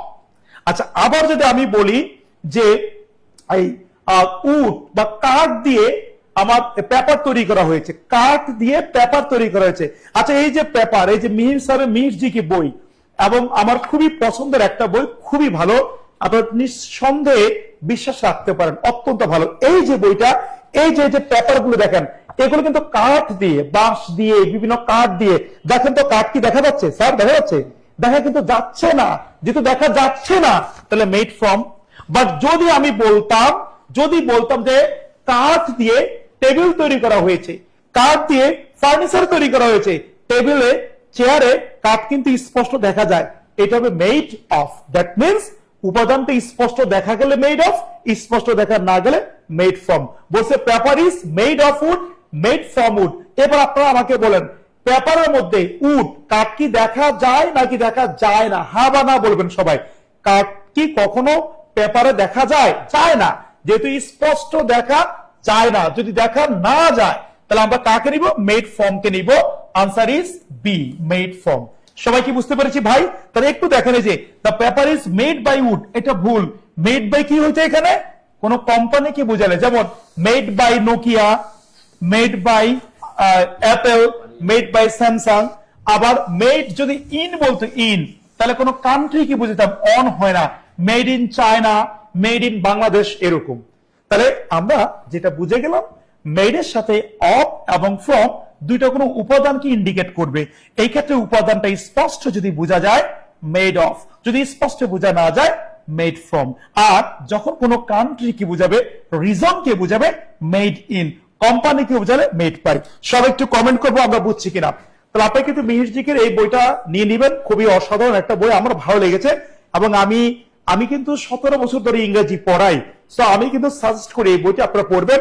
সাথে এই যে বাচ্চা আছে, একটা বাচ্চা সাম্প্রতিক হাই ভোল্টেজ, হ্যাঁ জাল বেশি, এটা পড়বেন। আর একই সাথে এত বড় বড় বইগুলোর মধ্যে আবার আমার একটা ছোট্ট বই আছে, এই যে যেটা আমাদের মামিনুল স্যার বললো, ইমনস ফাইনাল সেশন অন ইংলিশ। ছোট্ট মরিচে ঝাল বেশি। শুধু এই অল্প একটু থেকেই এবার আপনাদের যে শিক্ষক নিবন্ধন পরীক্ষা হয়েছিল, ওইখানে 25টার মধ্যে সরাসরি 23টা কমন আসছে, 23টা।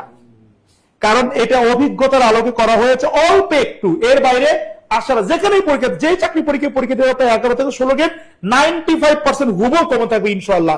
এই বইটা আপনি আপনাদের নিকটস্থ যে কোনো লাইব্রেরি থেকে নিতে পারবেন। ওকে, আচ্ছা, এবার আমরা একটু নেক্সট কোশ্চেনে চলে যাচ্ছি। তাহলে এই কোশ্চেন আমরা ক্লিয়ার বুঝছি কিনা একটু কমেন্ট করি। আলহামদুলিল্লাহ, clear. Okay, thank you very much. সবাই ক্লিয়ার দেখতে পাচ্ছি, একটু কমেন্ট করি। নাম কি স্যার? আর এখানে আমার নাম Emon, IMON, Emon. My name is Emon. Okay, আমার নাম ইমন, আমি ইমন স্যার। আচ্ছা, আমরা নেক্সট প্রশ্নে চলে যাচ্ছি। একটু খেয়াল করি আমরা, কোন বাক্যটি শুদ্ধ? ইটস ভেরি ইম্পর্টেন্ট প্রশ্ন। এই সবচেয়ে মজার কথা কি জানেন? এই কোশ্চেনটা 90% টিচাররাই ভুল করে। দেখি উত্তর করুন তো, দেখি কার উত্তর হয়। কোন বাক্যটি সঠিক? No pains are start, do not make noise, he caught my hand, we shall walk on foot. এই কোশ্চেনে 90% টিচাররাই ভুল করে। বলেন কোথায় উত্তর, বলেন সব একটু বলতে কি হবে? আচ্ছা, একটু খেয়াল করেন, নো পেইন্স আর স্পার্ট। একটু দেখেন, এখানে পেইন না পেইন্স আছে। মনে রাখবেন, যখনই আপনাকে বলবে বাক্যটা সঠিক নাকি ভুল, আপনি সবার আগে দেখবেন সাবজেক্ট ভার্ব ঠিক আছে কিনা। কি বলছি?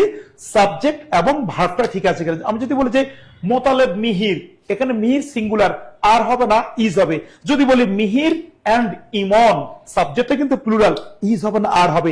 আপনি সাবজেক্ট ভার্ব ঠিক করবেন। যদি এটাও উত্তর না আসে তাহলে প্রোনাউন ঠিক করবেন, প্রোনাউনটা ঠিক আছে কিনা। একটু দেখেন, নো পেইনস এটা প্লুরাল, সো আর হবে, এটা কোনো ভুল আমি পাচ্ছি না। নো পেইনস আর স্পার্ট এর অর্থ হচ্ছে চেষ্টা ত্রুটি না রাখা, চেষ্টা ত্রুটি না রাখা। আচ্ছা, do not make a noise, এটা আমাদের মিস স্যারও পারবে, আমিনুল স্যারও পারবে। Do not make a noise, make a noise মানে গন্ডগোল করো না, ওকে, এটা ভুল, শুদ্ধ না। হি কট মাই হ্যান্ড, এই জায়গাটায় ভুল, মনে রাখবেন যখনই শরীরের কোনো অঙ্গ প্রত্যঙ্গের নাম বলবে, শরীরের অঙ্গ প্রত্যঙ্গ, সে আমার হাতে ধরেছে, সে আমার পায়ে ধরেছে, সে আমার চুলে এভাবে ধরেছে, মাথায় এভাবে ধরেছে, এই ক্ষেত্রে আমরা বাইকে ব্যবহার করব। He caught me, he caught by my hand, he caught me by my hand, এরকম হয়, সো এটা ভুল। আচ্ছা, এটা হবে তাহলে কি হি কট মি, দেন এখানে হবে বাই মাই হ্যান্ড। আচ্ছা, we shall walk on foot, এই জায়গায় কোনটা ভুল সব একটু বলো, সব একটু বলুন তো, একটু বলুন তো কি হবে এখানে, উত্তরটা কি সব একটু বলেন। We shall walk on foot, এই জায়গায় কি ভুল, নামটা বারবার, নাম হচ্ছে ইমনস ইংলিশ, এইটা বললে হবে লাইব্রেরিতে। হ্যাঁ, এখানে কি ভুল দেখেন, we shall walk on foot, এখানে ভুলটা কি জানেন, একটু খেয়াল করেন, আমরা হাঁটতেছি। আচ্ছা বলুন তো হাঁটি কিভাবে, পায়ে দিয়ে হাঁটি, তো আপনার হাঁটতেছে তো পায়ে, আবার ফুট বা ফিট, এটা আনা তো রিডান্ডেন্সি, বাহুল্যতা। আমি কি বলবো কখনো, প্লিজ স্যার, কাইন্ডলি, দয়া করে, অনুগ্রহপূর্বক আবার একটু পুনরায় রিপিট করলে গুড, বেটার, বেস্ট ভালো হয়, কোনো দরকার নেই স্যার, আবার বললে ভালো হয়। ওয়াক মানে হাঁটা, হাঁটা মানে পায়ে, সো আবার ফুট বা ফিটকে আনা যাবে না, দ্যাট মিন্স এটা রিডান্ডেন্ট, এটাও ভুল, এটা বাই নাই, এটা এ নাই, আনসার হবে এ। নো পেইন সরি স্পার্ট, চেষ্টা ত্রুটি না রাখা, আমি সব চেষ্টা করেছি। আমরা বুঝছি কিনা একটু কমেন্ট করব। He caught me by the hand, good হয়েছে। আপু জীবন, জীবন নাহার বলছে no pain sorry spurt, good হয়েছে। মোহাম্মদ রুহুল আমিন ওয়াক বলেছে, গুড। বল go okay okay okay, walking না, ওয়াকিং না, ওয়াকিং কোনো প্রবলেম নাই, we shall walk on foot না, উই শ্যাল ওয়াক, এইটাই। আচ্ছা, তাহলে আমরা চলে যাচ্ছি নেক্সট প্রশ্ন, দেখি আমার ভাগে প্রশ্ন আছে কিনা, আছে আর একটা এ পড়ছে, ওকে, গুড, তিনটা করে। The plural form of mouse, মনে রাখবেন সিঙ্গুলার থেকে যখন আপনি প্লুরাল করবেন, সিঙ্গুলার থেকে যখন আপনি প্লুরাল করবেন, শেষে যখন ওইউএস থাকে, এই ওইউএস এর পরিবর্তে আমরা আইসিই ব্যবহার করি। দ্যাট মিনস যদি থাকে মাউস তাহলে এটা হবে মাইস, যদি থাকে লাউস এটা হবে কি লাইস, এটা হবে কি লাইস। তাহলে দেখেন ওইউএস থাকলে এটাকে কেটে আমরা আইসি ব্যবহার করব, আইস ভরতকে ব্যবহার করব, ওকে। তাহলে দেখেন মাউস ওইউএস বাদ দিয়ে আইসি হবে মাইস, আনসার কি, আনসার ইজ সি। আমরা কি বুঝতে পেরেছি? অর্থাৎ আপনি সিঙ্গুলার থেকে এইভাবে আপনি প্লুরাল করবেন। আর অনেক কিছু আছে, আমরা এটা নিয়ে আবার পরে আলোচনা করব। তাহলে আমরা আশা করি এটা বুঝতে পেরেছি, ওকে। আর মাউসেস এটা বলে কোনো ওয়ার্ড নাই, মাইসেস বলে কোনো ওয়ার্ড নাই, মাউসেস বলে কোনো ওয়ার্ড নাই, আনসার হবে মাইস। তাহলে মাউস, মাইস, লাউস, লাইস, সবাই একটু কমেন্ট করবো আমরা, মাউস, মাইস, লাউস, লাইস, সবাই কমেন্ট করেন দুইবার করে, মাউস, মাইস, লাউস, লাইস। কারণ আপনি যখন কমেন্ট করবেন বারবার, এই ওয়ার্ডটা যখন পরীক্ষা আসবে আপনার মাথা আটকাবে, এটা মনে কই জানি পড়ছিলাম, হয়ে গেছে। আচ্ছা, ওকে ফাইন, বুঝতে পেরেছি কিনা একটু কমেন্ট করবো আমরা বুঝতে পেরেছি কিনা কমেন্ট করবো। আমরা আবার চলে এসেছি, একটি ষড়ভুজের 6টি কোণের সমষ্টি কত? 8 সমকোণ না 9 সমকোণ? যাক, তাহলে আমি আর পড়তেছি না, ওকে, আমাদের আমিনুল স্যারকে লাগবে এখন, ওকে, থ্যাংক ইউ ভেরি মাচ। আমরা বুঝছি কিনা একটু কমেন্ট করে জানাবো, আমাদের ক্লাসগুলো কেমন লাগছে একটু কমেন্ট করবেন, সবাই বুঝতে পেরেছেন কিনা কমেন্ট করবেন। যদি ভালোই বুঝে থাকেন দয়া করে একটু শেয়ার করে দিবেন, একটা রিঅ্যাক্ট না দিবেন। না স্যার, আপনি থাকা অবস্থায় 1000 শেয়ার হয়ে যাবে, কারণ হচ্ছে আমাদের এখন রানিং শেয়ার হচ্ছে 895। Very good. যদি 10 জন মিলে একটাও 10 জন না মানে 20 জন মিলে যদি একটা করে শেয়ার করে, তাও আমাদের 1K শেয়ার ডান হয়ে যাবে। আমরা 1K করতে পারি না, সবাই একটু শেয়ার করবে, আবার একবার করে ডান করে, ডান ডান সবাই ডান, একবার ডান, করে শেয়ার করবে ইনশাআল্লাহ। শেয়ার করে ডান লেখি, Good. এই শেয়ার করে ডান লেখি মজার জিনিস শেখাবো। দেখেন এটা কিন্তু খুবই মজার একটা জিনিস। কেন বললাম এটা মজার জিনিস? দেখেন আপনাদেরকে আজকের পর থেকে যদি কখনো কোনো ভুজের সমষ্টি বের করতে বলে, তাইলে আর জীবনও কোনোদিন ভুল করবেন না। তার একটা মেথড বলে দেই, শোনেন, মজার একটা মেথড বলে দেই। ধরেন আপনাকে আমি একটা ত্রিভুজের কথা বললাম, বলেন তো ত্রিভুজের 3 কোণের সমষ্টি কত ডিগ্রি? আপনি বলবেন 180 ডিগ্রি। খুব ভালো কথা, এবার আপনাকে যখন আমি একটা চতুর্ভুজের কথা বলবো, বলেন এই চতুর্ভুজের 4 কোণের সমষ্টি আপনি সারা জীবন মুখস্থ করছেন, কিন্তু আর মুখস্থ করবেন না। সহজ একটা বুদ্ধি বলে দেই, একটা চতুর্ভুজকে যদি আপনি কর্ণ দ্বারা বিভক্ত করেন, কয়টা ত্রিভুজ পাওয়া যায়? 2টা। প্রতি ত্রিভুজের মান কত ডিগ্রি? 180 ডিগ্রি। তাহলে 2টা 180 যদি আপনি যোগ করেন কত হয়? 360 ডিগ্রি। এবার আসেন, যদি আমি একটা পঞ্চভুজ চিন্তা করি, এই পঞ্চভুজের 5টা বাহু আছে, তাহলে এখানে যদি আপনি কর্ণ দ্বারা বিভক্ত করেন, ত্রিভুজ পাচ্ছেন কয়টা? 3টা। তাহলে প্রতি ত্রিভুজের মান কত ডিগ্রি? 180 ডিগ্রি। তাইলে এখানে 3 গুণন 180 যখন আমি দিচ্ছি, তখন পাচ্ছি 540 ডিগ্রি। এবার যদি আমি একটা ষড়ভুজ চিন্তা করি, এই ষড়ভুজকে আমি এভাবে কর্ণ দ্বারা যদি বিভক্ত করি, তাইলে দেখেন কয়টা ত্রিভুজ পাওয়া যায়। এখানে কিন্তু ত্রিভুজ পাওয়া যায় টোটাল 4টা। তাহলে 4 গুণন 180 যখন আমি করতেছি, তখন কিন্তু এখানে আসতেছে আমার 720 ডিগ্রি। আমার কলিজার ভাই, কলিজার বোনেরা, এই যে যখনই আমাকে ষড়ভুজ থেকে অনেক বেশি বাহু বিশিষ্ট কোন একটা বহুভুজের অন্তস্থ কোণের সমষ্টি বের করতে বলবে, তখন কিন্তু আমরা মাইন্ড ক্যাচে পড়ে যাব। কারণ তখন এভাবে চিত্র আঁকা সম্ভব না, কর্ণ দিয়ে বিভক্ত করাও সম্ভব না। কিন্তু এখানে একটা ম্যাজিক আছে। ম্যাজিকটা কি? আজকের পর থেকে মনে রাখবেন, পৃথিবীতে কোন ভুজের ক্ষেত্রে যদি আপনাকে অন্তস্থ কোণের সমষ্টি বের করতে বলে, তাহলে ওই ভুজের যতগুলো বাহু থাকবে, বাহু থেকে 2 কম তার ভেতরে ত্রিভুজের সংখ্যা উৎপন্ন হবে, আর প্রতি ত্রিভুজের মান 180 ডিগ্রি। কিভাবে? দেখেন, একটা ত্রিভুজের 3টা বাহু আছে, তাহলে 3টা বাহু থেকে 2টা বাদ দিলে থাকে কয়টা? 1টা। তাহলে 1 গুণন 180। এবার আসেন, চতুর্ভুজের বাহু কয়টা? 4টা। 4টা থেকে 2টা বাদ দিলে থাকে কয়টা? 2টা। দেখেন ত্রিভুজ 2টাই, 2 গুণন 180 মানে 360। পঞ্চভুজের বাহু কয়টা? 5টা। 5টা থেকে 2টা বাদ দেন, থাকে কয়টা? 3টা। দেখেন ত্রিভুজ 3টা। ষড়ভুজের বাহু কয়টা? 6টা। 6টা থেকে 2টা বাদ দিলে থাকে কয়টা? 4টা। তাহলে 4 গুণন 180। এবার যদি আমি আপনারে বলি 102টা বাহু বিশিষ্ট একটা বহুভুজের অন্তস্থ কোণের সমষ্টি কত, আপনি কি বলবেন? চিত্র আঁকার দরকার নাই, আপনি বলবেন 102টা বলছেন, তাহলে 100 গুণন 180। কারণ যার বাহু হবে আমার 102টা, বাহু থেকে 2টা বাদ দিয়ে দিলেই ত্রিভুজের সংখ্যাটা পাওয়া যাবে। তাহলে আপনাকে যদি আমি বলতাম 1,02,000টি বাহু বিশিষ্ট একটা সুষম বহুভুজের বা একটা বিষম বহুভুজের অন্তস্থ কোণের সমষ্টি কত, আপনি কি বলতেন? 1,00,000 গুণন 180। কারণ তার জ্বলন্ত প্রমাণ আমরা এই 4টা চিত্র থেকে পাইলাম। তাহলে ভুজে যতগুলো বাহু থাকবে তার থেকে 2 কম ত্রিভুজের সংখ্যা উৎপন্ন হবে। আর প্রতি ত্রিভুজের মান কত ডিগ্রি? 180 ডিগ্রি। এবার আমাকে মান বের করতে বলছে একটা ষড়ভুজের 6টি কোণের সমষ্টি কত। 6টা কোণের সমষ্টি হচ্ছে 720 ডিগ্রি, কিন্তু 720 ডিগ্রিটাকে তারা কোণ আকারে না দিয়ে সমকোণ আকারে দিচ্ছে। ভাই, এক সমকোণ মানে কত? 90 ডিগ্রি। তাহলে 720 ডিগ্রিকে আমি জাস্ট কি করব? 90 দ্বারা ভাগ করলে সমকোণে রূপান্তরিত হয়ে গেল। তাহলে আমার আন্ডা বাদ, তাহলে 7 দ্বারা 72 কাটলে কত? 9 দ্বারা 72 কাটলে কত হয়? কত হয়? 8 9 72, যেটা ইমন স্যার শুরুতেই বলে দিচ্ছে। দেখছেন? মারতালি। তার মানে আমরা যে কোনো ভুজের ক্ষেত্রে অন্তস্থ কোণের সমষ্টি যদি বের করতে বলে, আমরা কি করব? বাহু থেকে 2 কম গুণন 180 দিয়ে দিব। কারণ ভুজের ক্ষেত্রে ঠিক যতগুলো বাহু থাকে তার থেকে 2 কম তার ভেতরে ত্রিভুজের সংখ্যা উৎপন্ন হয়। যেমন আমাকে প্রশ্ন করতে পারে, কি প্রশ্ন করতে পারে? আমাকে বলল যে 22টি বাহু বিশিষ্ট একটি সুষম বহুভুজের অন্তস্থ কোণের সমষ্টি কত? আমি কি বলবো? 20 গুণন 180।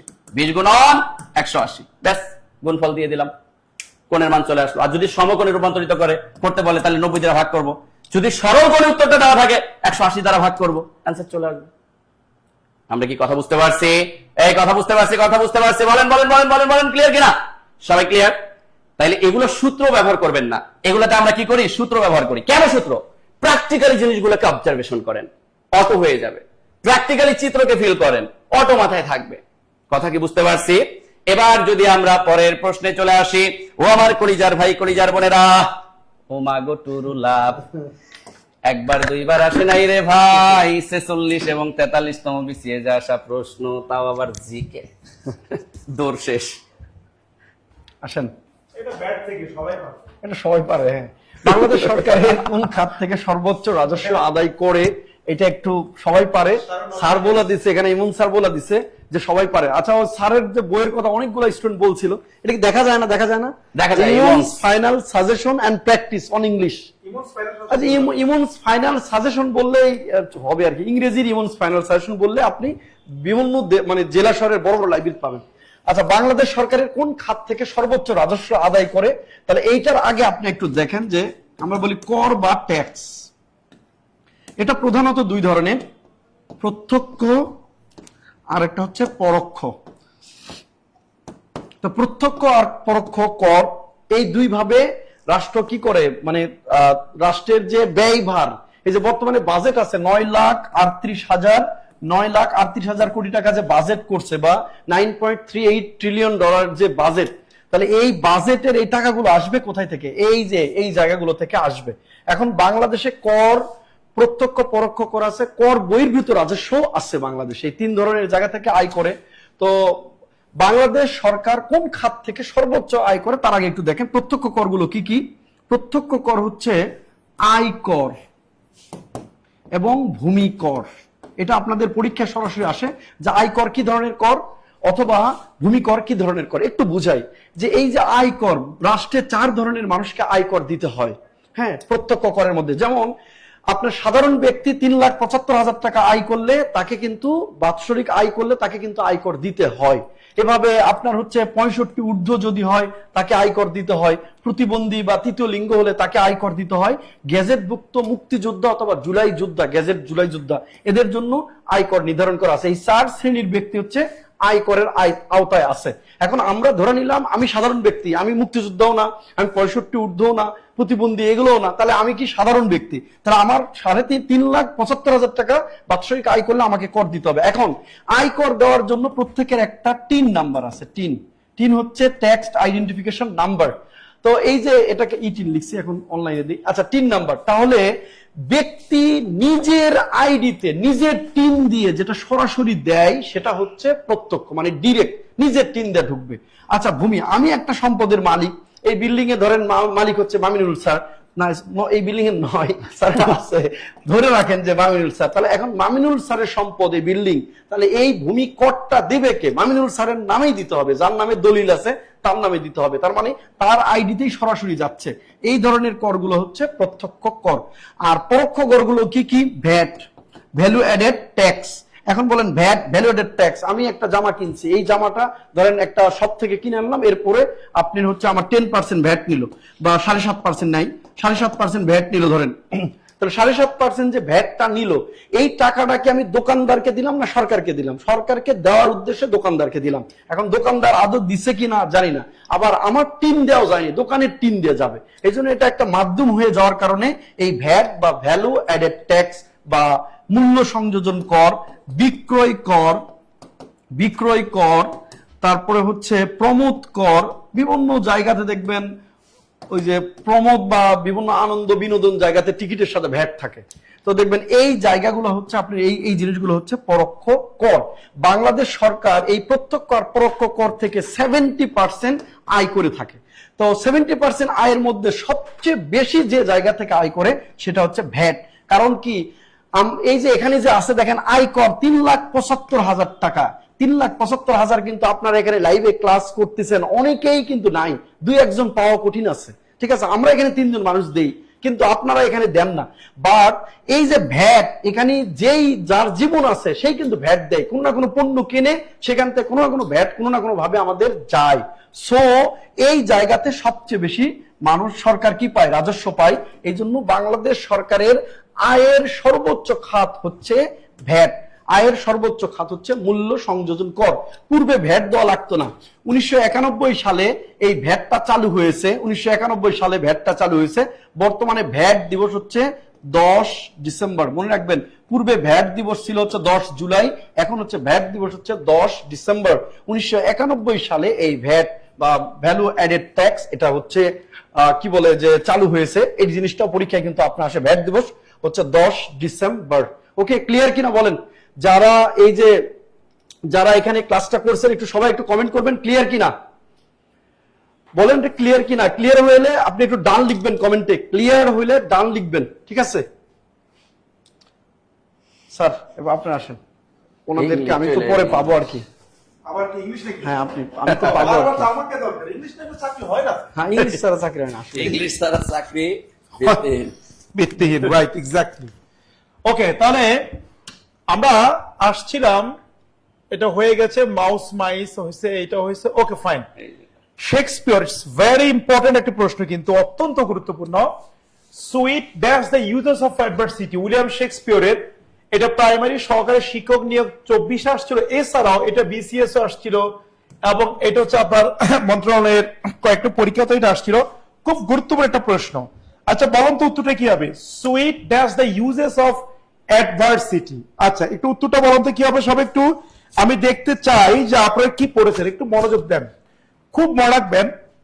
সেন্টেন্সের শুরুতে, সেন্টেন্স এর শুরুতে, সেন্টেন্সের শুরুতে যদি থাকে অ্যাডজেক্টিভ অথবা দেয়ার অথবা হেয়ার, তারপরে যে ভার্ব হবে, ভার্বের পরে সাবজেক্ট থাকবে। ব্যাপারটা কি বুঝছি? অর্থাৎ যখনই সেন্টেন্সের শুরুতে থাকবে adjective, sweet are the uses of adversity বা is the uses of adversity, শুরুতে অ্যাডজেক্টিভ থাকলে, শুরুতে দেয়ার থাকলে, শুরুতে হেয়ার থাকলে, মনে রাখবেন এই ভার্ব হবে ভার্বের পরে যে আছে সে অনুযায়ী। ক্লিয়ার? এই ভার্ব হবে ভার্বের পরে যে আছে সে অনুযায়ী। দেখেন সুইট শুরুতে অ্যাডজেক্টিভ, এখন এই যে ভার্ব, এটা তো অবশ্যই ভার্ব, ভার্বের পরে কি আছে? দ্য ইউজেস, দ্য ইউজেস, এটা কিন্তু প্লুরাল, তারপরে দ্য ইউজেস অনুযায়ী ভার্ব হবে।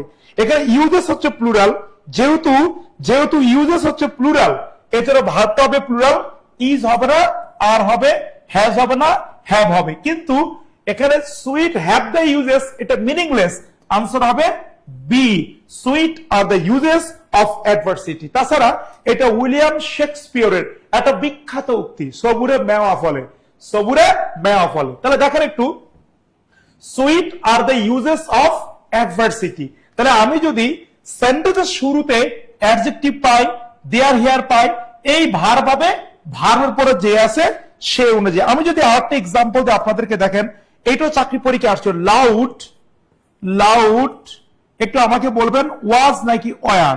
Loud was oblique were the cries, cries of the victims, of the victims. আচ্ছা বলুন তো তাহলে এখানে উত্তর কি হবে? সব একটু কমেন্ট করি। Loud was oblique were the cries of the victims, বলুন তো উত্তর কি হবে? তানিয়া বলতে হবে সাব্বাস, থ্যাংক ইউ ভেরি মাচ। আচ্ছা ক্লাস কি বুঝতে পারতেছেন? আমি অনেকদিন আমি রেগুলারই ক্লাস নিচ্ছি, বাট মাঝখানে গ্যাপ ছিল, এখন আবার আসছি ইনশাল্লাহ, রেগুলার আমাকে পাবেন। ক্লাস কি ভালো লাগতেছে একটু কমেন্ট করেন। আমার নাম হচ্ছে ইমন স্যার, অনেকে আমাকে চিনেন না ইমন বা ইমন নিলয়, হ্যাঁ এই নামে অনেকে আমাকে চিনি, ইমন স্যার বা নিলয় স্যার, ইমন নিলয়। আপনারা রেগুলার আমার ক্লাস পাবেন ইনশাল্লাহ। সবাই একটু উত্তর করেন তো, আর বুঝতে পারতেছেন কিনা একটু কমেন্ট করেন। উত্তর কি? Loud was were the cries of the victims. আপনারা অনেকে নাম জিজ্ঞেস করতেছেন, ভাই এটা হচ্ছে ইমনস ফাইনাল সাজেশন অন ইংলিশ। আপনার নিকটস্থ যে কোনো লাইব্রেরিতে গিয়ে বলবেন ইমনস ফাইনাল সাজেশন বইটা আছে কিনা, তাহলে পেয়ে যাবেন। দেখেন loud was were the cries of the victims, উত্তরটা একটু খেয়াল করেন। এই যে লাউড শুরুতে অ্যাডজেক্টিভ, মাঝে মাঝে অ্যাডভার্বও আসে, এই ভার্ব হবে ভার্বের পরে যে আছে, এটা হচ্ছে ক্রাইজ, ক্রাইজ প্লুরাল, এজন্য ওয়াজ এর পরিবর্তে ওয়া। সবাই কি বুঝতে পেরেছে একটু কমেন্ট করি। আলহামদুলিল্লাহ ভালো, আলহামদুলিল্লাহ। Cries, the cries of the victims, right. Shahadat Sakib ঠিক বলেছেন। এই বাক্যটা মূলত ছিল এরকম, দেখেন the cries of the victims are loud, the cries of the victims are loud. আর এটা ছিল এইভাবে, the uses of adversity are sweet, the uses of adversity are sweet. সবাই কি বুঝছি একটু কমেন্ট করবো আমরা? সবাইকে বুঝছি ভাই, একটু কমেন্ট করি। ভালো ক্লাস, থ্যাংক ইউ। কেমন লাগছে ক্লাসটা একটু কমেন্ট করে জানাবেন। তাহলে এটা ক্লিয়ার, আমরা পরবর্তী কোশ্চেনে চলে যাই। আচ্ছা 14 নাম্বার কি বলছে দেখেন, the dog was running behind the underline word is, বলেন এটা কোন পার্টস অফ স্পিচ? সবাই একটু বলবেন।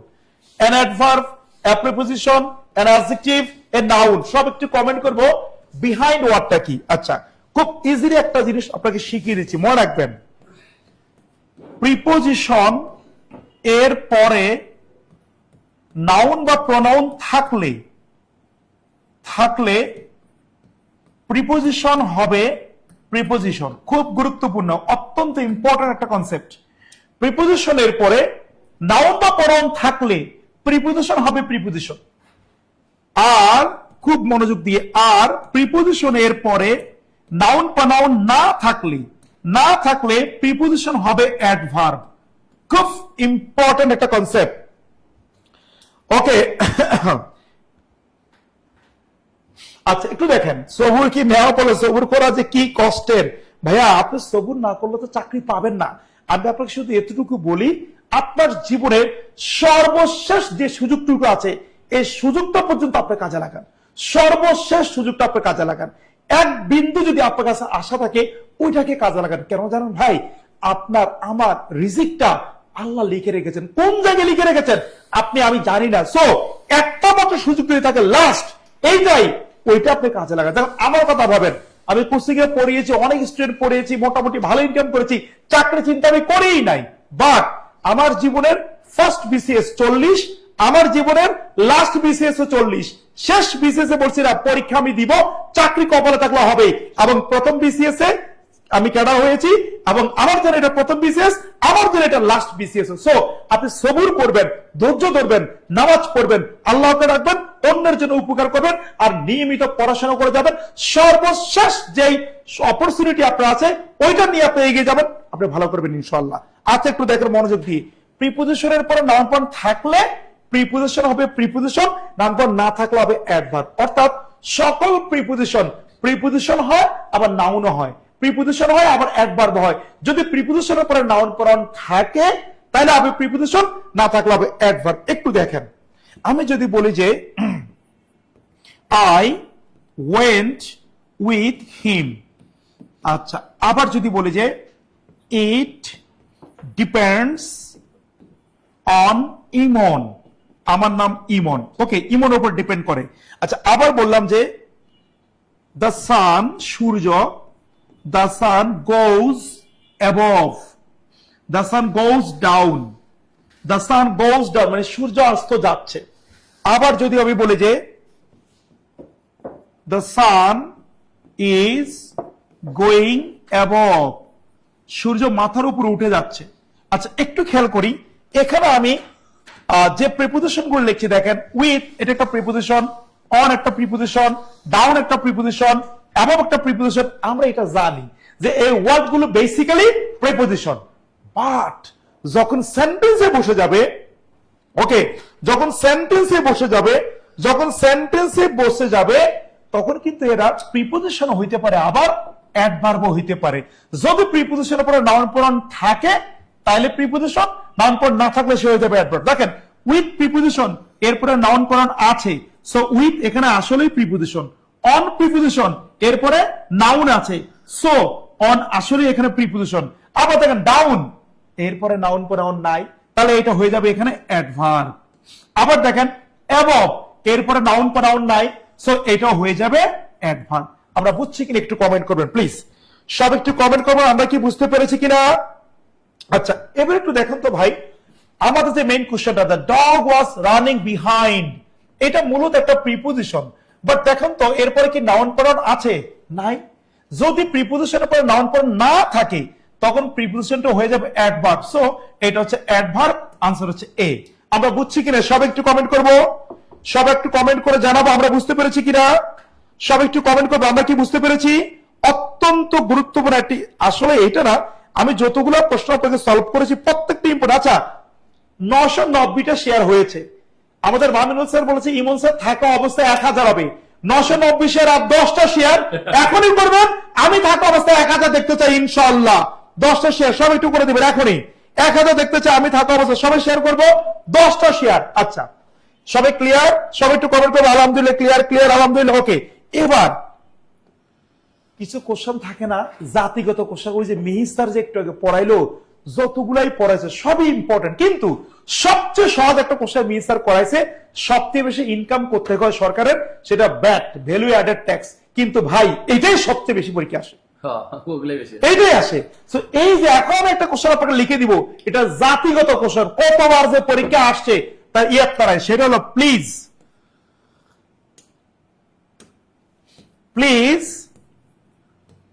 Come in. ইন এখানে কোন পার্টস অফ স্পিচ বলেন, এই সেম আমি যা পড়াইছি বলেন উত্তর কি হবে, সব একটু বলেন।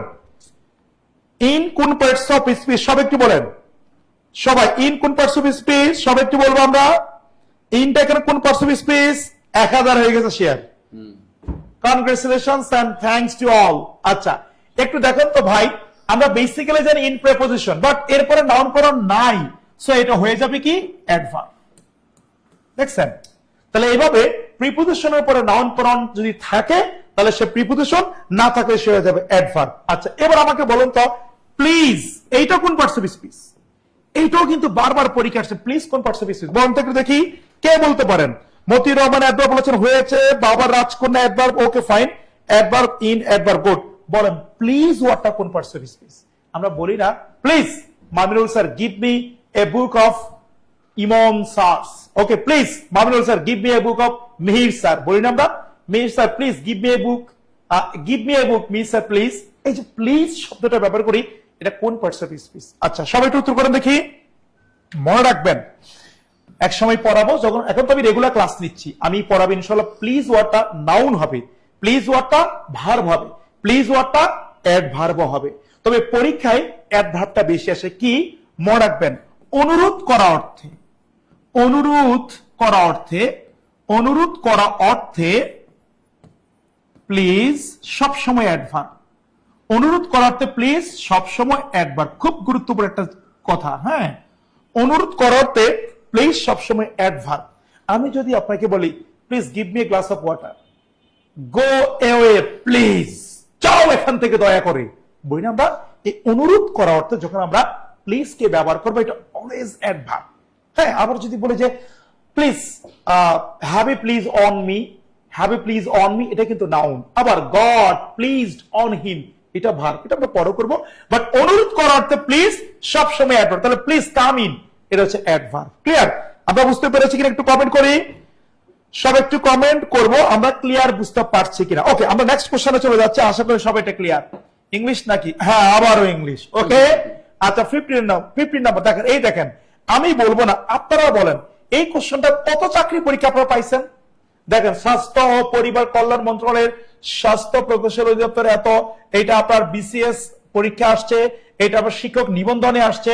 আমি একটা রেখেছি, একটু দেখেন। লেটস, মনে রাখবেন যখনই লেটস থাকবে, লেটস থাকলেই আনসার হবে শেলুই। টেক কোশ্চেন, লেটস থাকলে শেলুই। সবাই একটু কমেন্ট করেন, লেটস থাকলে শেলুই, লেটস থাকলে শেলুই, কোনো কথা নাই।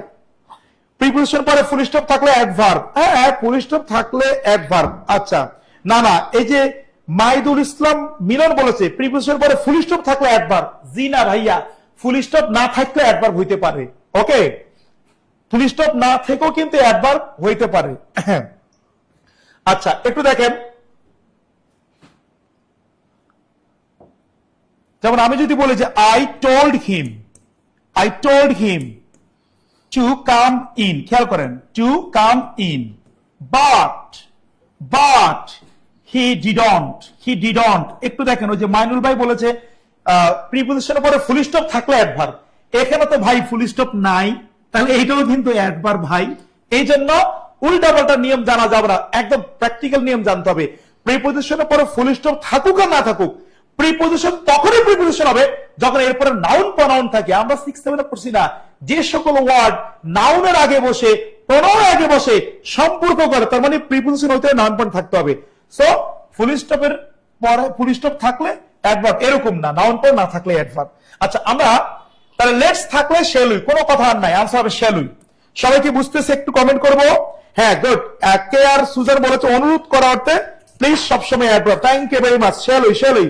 ওকে, তাহলে আমাদের এক হাতে শেয়ার হয়ে গেছে, আপনাদের অনেক অনেক ধন্যবাদ। ইনশাল্লাহ গুড। এবার চলে যাবো আমরা আবারও ম্যাথ। ইংলিশ কি আর আছে? অবশ্যই আরো আছে, করাবো তো নাকি? ইনশাল্লাহ। ওকে, খেলা চলতেই থাকবে। আচ্ছা, এই ম্যাথটা আসলে আমি নিজে করার জন্য রাখি না, এটা আপনাদের করার জন্য রাখছি, কারণ আগের ম্যাথের সাথে এটা মিল করেই আমি রাখছি, শুধুমাত্র আপনারা অ্যান্সার দিবেন বলে। আপনারা একটু ঝটপট উত্তর দেন, আর যারা এখনো ক্লাসে রিঅ্যাকশন ইউজ করেন না, রিঅ্যাকশন ইউজ করবেন, কারণ রিঅ্যাকশন ইউজ করলে ক্লাসটা রিচ করে। সো আমরা সবাই বন্ধু বান্ধব শুভাকাঙ্ক্ষীদেরকে মেনশন করব, শেয়ার করব, পাশাপাশি কি লাভ রিঅ্যাক্ট, হাহা রিঅ্যাক্ট, যা পারি তাই দিব। দেখেন, এই প্রশ্নটা কিন্তু আমাদের 34তম বিসিএস এ আসছে, তারপর আবার 23 সালে আসছে মাউসিতে, আবার আরো অনেকগুলো পরীক্ষায় আসছে। যাই হোক, তো আমি কি বলছিলাম যে একটা ভুজের ঠিক যতগুলো বাহু বলবে, বাহু থেকে তার 2 কম, তাহলে একটা পঞ্চভুজের বাহু কটা? 5টা, 5টা থেকে 2টা বাদ দিলে কটা থাকে? 3টা। তাহলে 3 × 180 মানে কি? 540 ডিগ্রি। এখন 540 ডিগ্রি আকারে না দিয়ে মানগুলো দিচ্ছে সমকোণে, তাহলে ভাগ কত? 90, 0 0 কাটা। তাহলে আমরা যদি 9 কে 54 দ্বারা কাটি, তাহলে কত হয়? 6-9-54। তাহলে এই জায়গায় আমাদের উত্তর হচ্ছে মিস্টার খ বা খরগোশ। যদি কোনো কারণে প্রশ্নটা আমাকে এইভাবে বলতো যে ধরেন অপশন আমাকে সরল কোণ আকারে দিছে, তখন কিন্তু উত্তরটা কি হইতো বলেন তো? সরল কোণ আকারে দিলে উপরে 540 দিয়ে নিচে 180 দ্বারা ভাগ করা লাগতো, কারণ সরল কোণ মানে 180 দ্বারা ভাগ। তখন কিন্তু আমার অ্যান্সারটা কি হইতো কত বলেন তো? সমকোণের জায়গায় তখন উত্তরটা হইতো 3 সরল কোণ। 3 সরল কোণ, কারণ সমকোণ আকারে আসছে, সরল কোণ আকারে দিতে তো সময় লাগবে না। তাহলে যে কোনো সময় আমাকে কি করতে পারে? সরল কোণ আকারে দিতে পারে। কথা কি বুঝতে পারছি?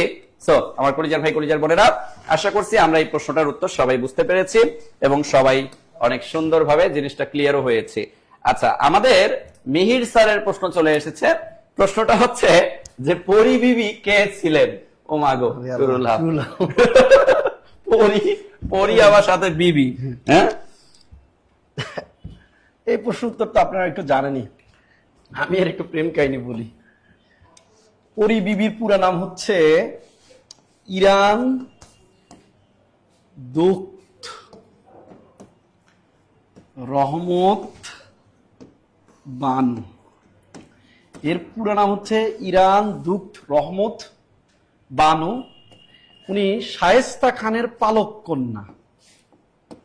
শায়েস্তা খানের পালক কন্যা। আপনাদের একটা চমৎকার ইতিহাস শিখাই, এই কন্যা বানান কি লেখা? পালক কন্যা। পরিবিবি ওরফে ইরান দুখত রহমত বানু, এই পরিবিবি শায়েস্তা খানের কন্যা।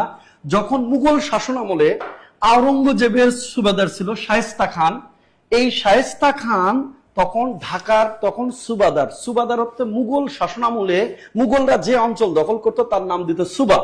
আর এই সুবার যিনি গভর্নর হতেন, প্রধান হতেন, তাকে বলা হতো সুবাদার বা সুবেদার। তাহলে বাংলাকে মুঘল আমলে পরিচিত ছিল সুবায়ে বাংলা। এই সুবায়ে বাংলার যিনি প্রধান ছিলেন তাকে বলা হতো সুবেদার। তাহলে সুবেদার ছিল শায়েস্তা খান। আমরা জানি যে সুবেদার ইসলাম খান ছিলেন, তারপরে সুবেদার শাহ সুজা ছিলেন, তারপরে শায়েস্তা খান ছিলেন, এরকম সুবেদার অনেকে আমরা পড়েছি। তো সুবেদার ছিলেন, ইনার কন্যা হচ্ছে ইরান দুখত ছিলেন। এই শায়েস্তা খান ছিলেন আওরঙ্গজেবের সুবেদার। আমি আগেও বলেছি আওরঙ্গজেব, এই আওরঙ্গজেবের সুবেদার ছিলেন। আওরঙ্গজেবের একটা ছেলে ছিলেন শাহজাদা আজম। শাহজাদা আজম, শাহজাদা মোহাম্মদ আজম। এই শাহজাদা মোহাম্মদ আজমের সাথে মূলত শায়েস্তা খান তার পালক কন্যা ইরান দুখত ওরফে পরিবিবির বিয়ে ঠিক করছে। সেই সময়ে বিয়ে ঠিক করছে, বিয়ের কাবিন ঠিক হয়েছে 1,80,000 টাকা। আপনি বুঝেন, এটা হচ্ছে 1684 সালের ঘটনার দিকে 1,80,000 টাকা কাবিন করছে, কাবিন ঠিক করছে। এটাতে এঙ্গেজমেন্ট হয়েছে তাদের। বর্তমানে আপনার যেটা বলেন বাগদত্তা না কি বলেন, এঙ্গেজমেন্ট ঠিক করছে। কিন্তু আনফরচুনেটলি ওই সময়ে একটা রোগে শোকে হঠাৎ করে পরিবিবি মারা যায় এবং তখন আমাদের ঢাকার লালবাগ কেল্লার কাজও শুরু হয়ে যায়। লালবাগ কেল্লার কাজ তখন চলতেছিল এবং লালবাগ কেল্লাকে ওই বিয়ে উপলক্ষে সাজানো হয়েছে অনেক চমৎকার করে। বাট হঠাৎ করে যখন তার কন্যা মারা যায় তখন এই শায়েস্তা খান এই লালবাগ কেল্লাকে অপয়া অলক্ষী ঘোষণা করে তালা দিয়ে এই অঞ্চল থেকে তিনি চলে যায়। এবং ওই সময় ওই জন্য ওই লালবাগ কেল্লাকে কিন্তু অনেক দিন পরিত্যক্ত ছিল, ব্রিটিশ শাসন আমলে এটা পরিত্যক্ত ছিল। পরবর্তী এই পাকিস্তান আমলে গিয়ে লালবাগ কেল্লা কিন্তু চালু করা হয়। এটার পূর্ব নাম ছিল আওরঙ্গাবাদ দুর্গ এবং এইটা কিন্তু একটা সমাধিস্থল হিসাবে তিনি রেখে চলে যান, এই পরিবিবিকে ওখানে সমাধিস্থ করে। তাহলে প্রশ্ন হচ্ছে পরিবিবি কে ছিলেন? তিনি হচ্ছে শায়েস্তা খানের কন্যা ছিলেন, অথবা বলা যাতে শাহজাদা মোহাম্মদ আজমের বাগদত্তা ছিলেন। বিয়ে কিন্তু হয়নি, তার আগে মারা গেছে আর কি। আচ্ছা স্যার, এগুলো তো সহজ প্রশ্ন।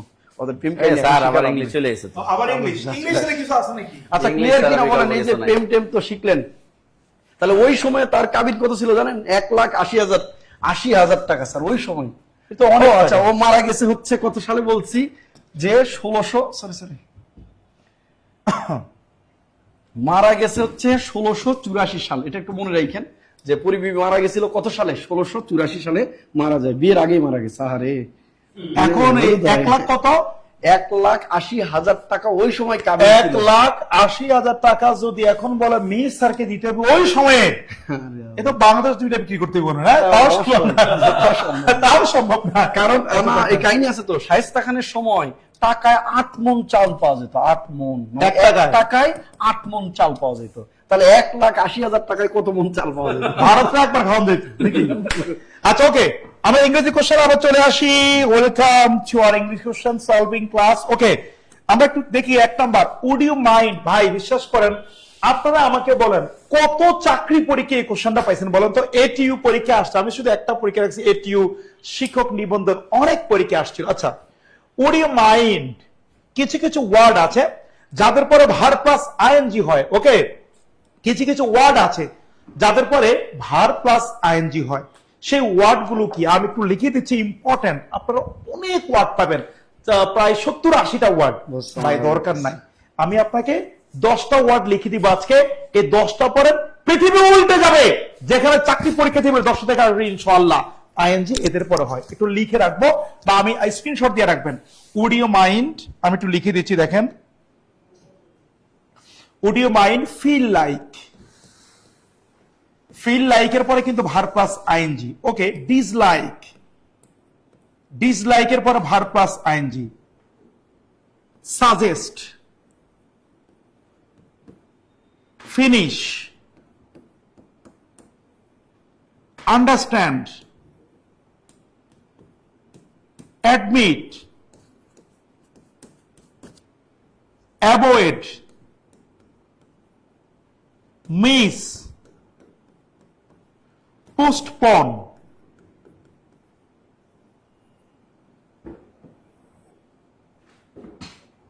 Consider,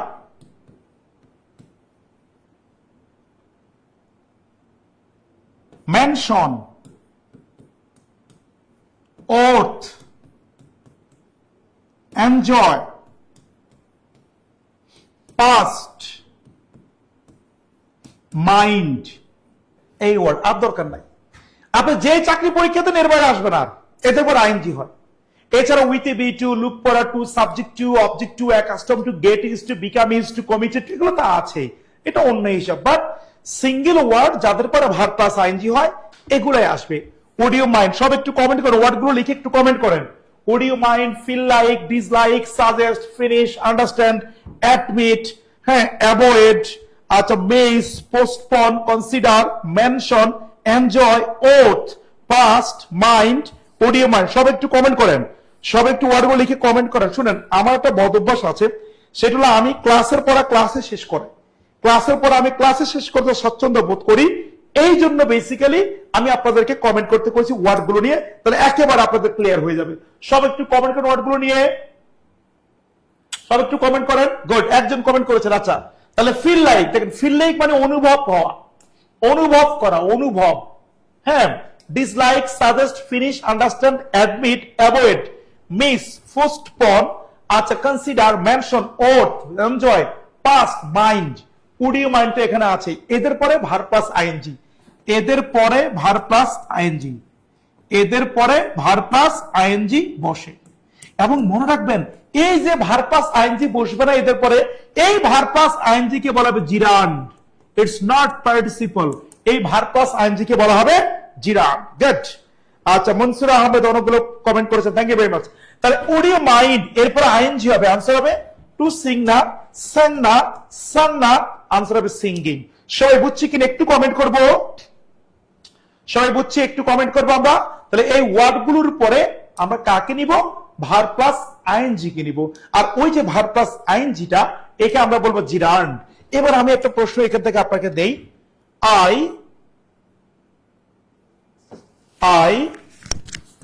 feel like dash pizza, আমার পিজা খাইতে মন চায়। বলেন তো উত্তর কি হবে? বারবার পরীক্ষা আসছে, বলেন। Eat, B number two eat, C number it's, D number eating. বলেন উত্তর কি হবে? আমার পিজা খাইতে মন চায়, মাত্র হয় না, আমার পিজা খাইতে মন চায়। বলেন উত্তর কি হবে? আলহামদুলিল্লাহ, clear, thank you very much. Okay, good, clear clear clear. Okay, সবাই clear clear clear, thank you very much. Would you mind, okay, একটু দেখেন এটা উত্তরটা কি হবে একটু বলেন।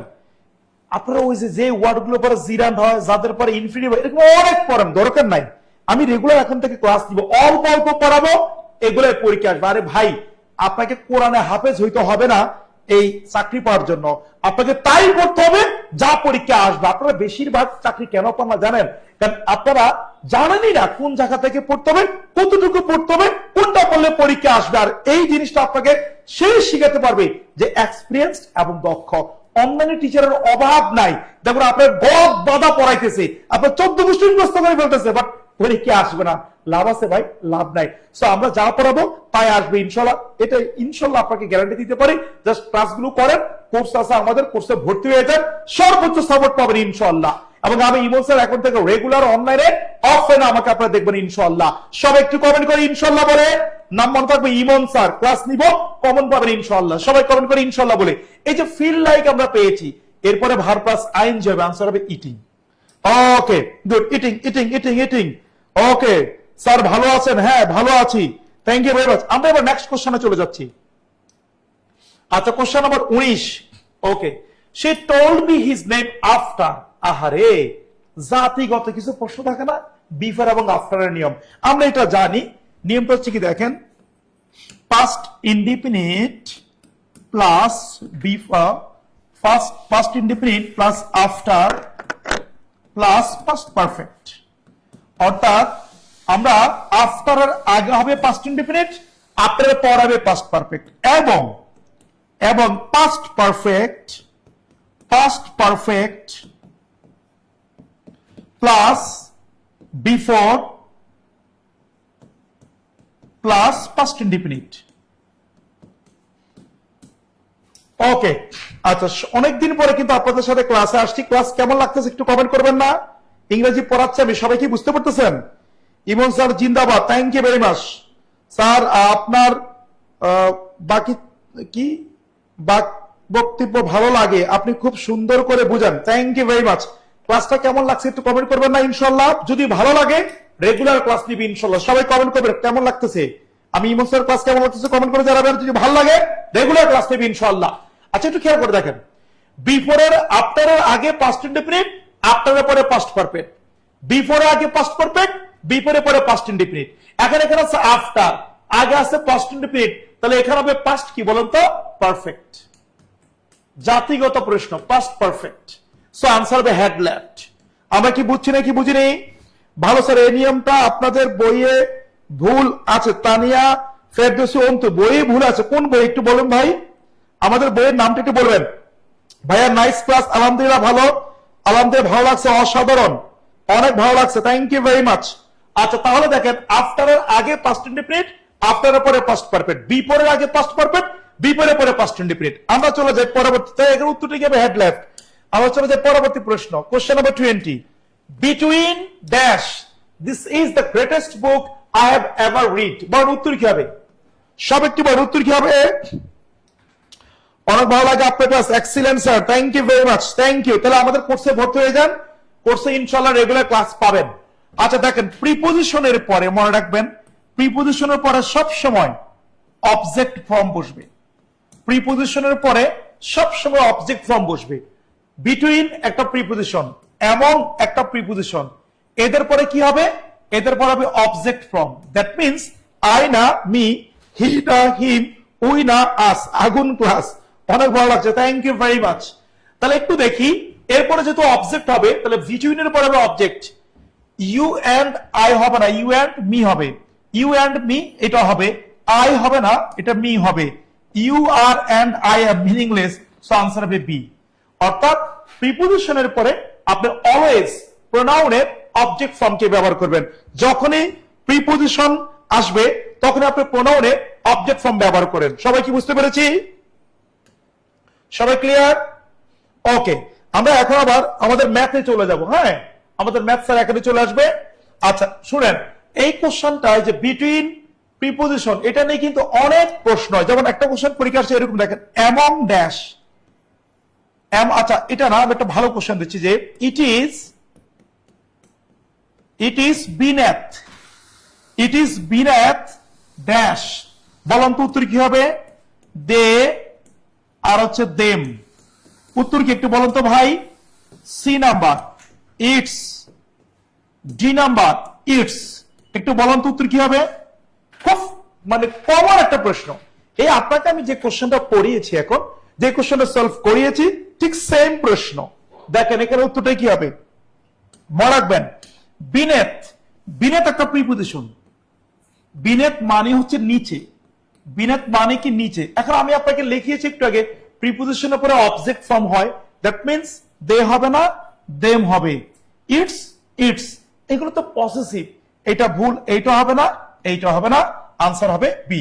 আর ছোট্ট একটা জিনিস মনে রাখবেন, ইটস যখন অ্যাপোস্ট্রফি থাকবে তখন এটা হবে ভার্ব, ইট ইজ অথবা ইট ওয়াজ অথবা ইট হ্যাজ, অর্থাৎ যখন আপনার অ্যাপোস্ট্রফিকে আপনি আনবেন এটা ভার্ব হয়ে যাবে। আর যখন অ্যাপোস্ট্রফি থাকবে না, ইটস, তখন এটার অর্থ হবে ইহা, অধিকার বুঝাবে, পসেসিভ বুঝাবে, ইটস কালার, ইহার রং। আর যদি it's a book, that means it is a book. সবাই বুঝতে পেরেছে কিনা একটু কমেন্ট করবো আমরা, তাহলে প্রিপোজিশনের পরে সব সময় অবজেক্টিভ ফর্ম আসবে। সবাই কি বুঝতে পেরেছি একটু কমেন্ট করব।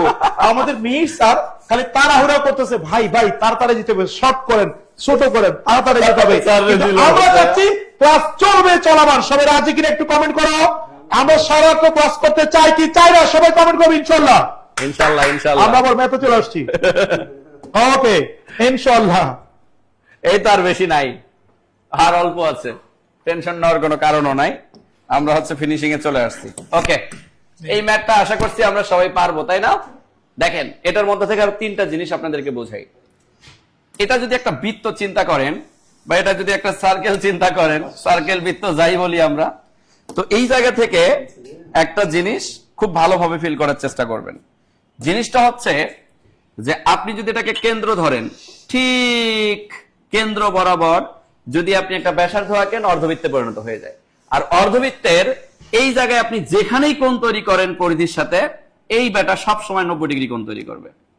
যদি কোনো কারণে এই বরাবর না করে আপনি যদি ভাবেন যে আমি এই জায়গায় কোণটা তৈরি করব, তারপরেও এখানে মাইপা দেখেন 90 ডিগ্রি কোণই তৈরি করবে।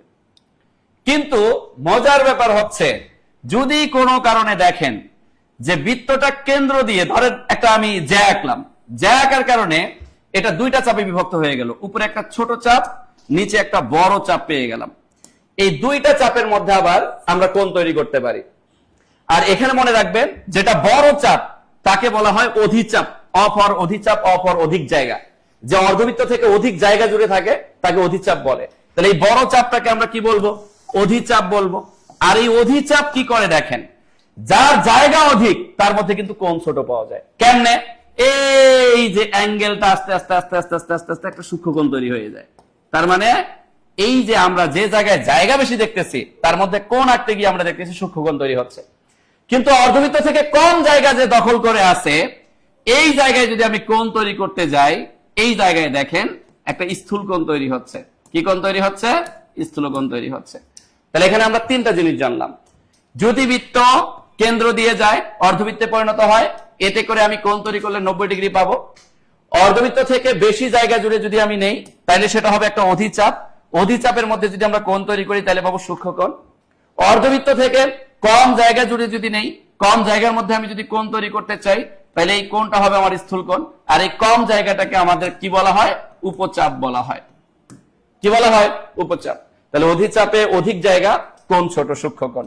উপচাপে জায়গা কম অর্ধবৃত্ত থেকে, কিন্তু কোণটা বড়, স্থূল কোণ। আর অর্ধবৃত্তে কি 90 ডিগ্রি কোণ। এই জন্য বলা হয় অর্ধবৃত্ত কোণ সমান কত ডিগ্রি? অর্ধবৃত্ত কোণ সমান 90 ডিগ্রি। কত ডিগ্রি? 90 ডিগ্রি। এই অর্ধবৃত্ত কোণ সমান কত ডিগ্রি? 90 ডিগ্রি। কমেন্ট করতে হবে।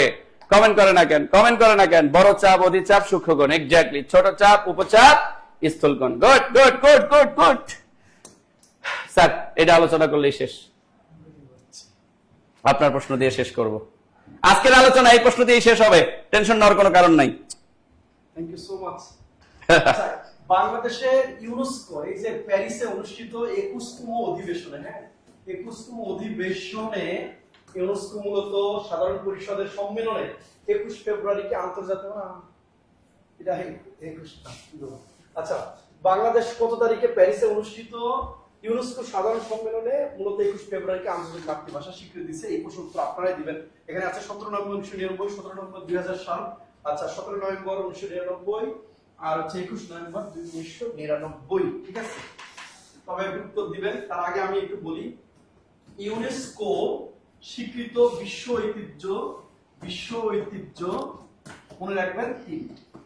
ইউনেস্কো স্বীকৃত বিশ্ব ঐতিহ্য তিনটি, হ্যাঁ, এগুলো হচ্ছে এক, বাগেরহাটের 60 গম্বুজ মসজিদ, 60 গম্বুজ মসজিদ, হ্যাঁ, 60 গম্বুজ মসজিদ। স্যার ইন্নালিল্লাহ মালদান নেই। আচ্ছা, 60 গম্বুজ মসজিদ এটা 1985 সালে দিছে। এটা বিশ্ব ঐতিহ্যের 321তম অংশ। বাংলাদেশের প্রথম বিশ্ব ঐতিহ্যের অংশ হচ্ছে ইউনেস্কো কর্তৃক ঘোষিত 60 গম্বুজ মসজিদ। এটা তো জানেন বাগেরহাটে মানে অবস্থিত, উলুগ খান জাহান আলী কর্তৃক নির্মিত। 2 নম্বর হচ্ছে সম্পুর বিহার, কোথায় আছে বলেন, বা পাহাড়পুর বিহার, আমি এটা লিখি, পাহাড়পুর বিহার এটা আছে হচ্ছে, আপনারা জানেন যে 1985 সালে স্বীকৃত। এটা হচ্ছে বিশ্ব ঐতিহ্যের 322তম অংশ। এটা অবস্থিত নওগাঁতে। আর 3 নম্বর হচ্ছে সুন্দরবন এটা বিশ্ব ঐতিহ্যের অংশ। এটা হচ্ছে 6 ডিসেম্বর, তারিখ সহ লাগবে, হ্যাঁ, 6 ডিসেম্বর 1997 সালে সুন্দরবনকে স্বীকৃতি দিচ্ছে। এটা বিশ্ব ঐতিহ্যের 798তম অংশ, 798। তাহলে এই 3টা জিনিস মনে রাখলে এখান থেকে আপনি 1 নম্বর কাউন্ট পাচ্ছেন, যে ইউনেস্কো স্বীকৃত 1 নম্বর কাউন্ট পাচ্ছেন তিনটি জায়গা, একটা হচ্ছে 60 গম্বুজ মসজিদ, পাহাড়পুর বিহার, সুন্দরবন। আচ্ছা, 1985 সালে 2টা, আর 1997 সালে 6 ডিসেম্বর একটা, 321, 322 এবং 798তম অংশ। এখানে একটা পাচ্ছেন। আর একটা প্রশ্ন এখান থেকে আপনি কোন পাবেন, ইউনেস্কো স্বীকৃত এখানে 6টি জিনিস আছে, এগুলোকে বলা হয় ইনট্রানজিবল হেরিটেজ, অথবা এটাকে বাংলা আমরা যদি বলি বিমূর্ত সাংস্কৃতিক ঐতিহ্য।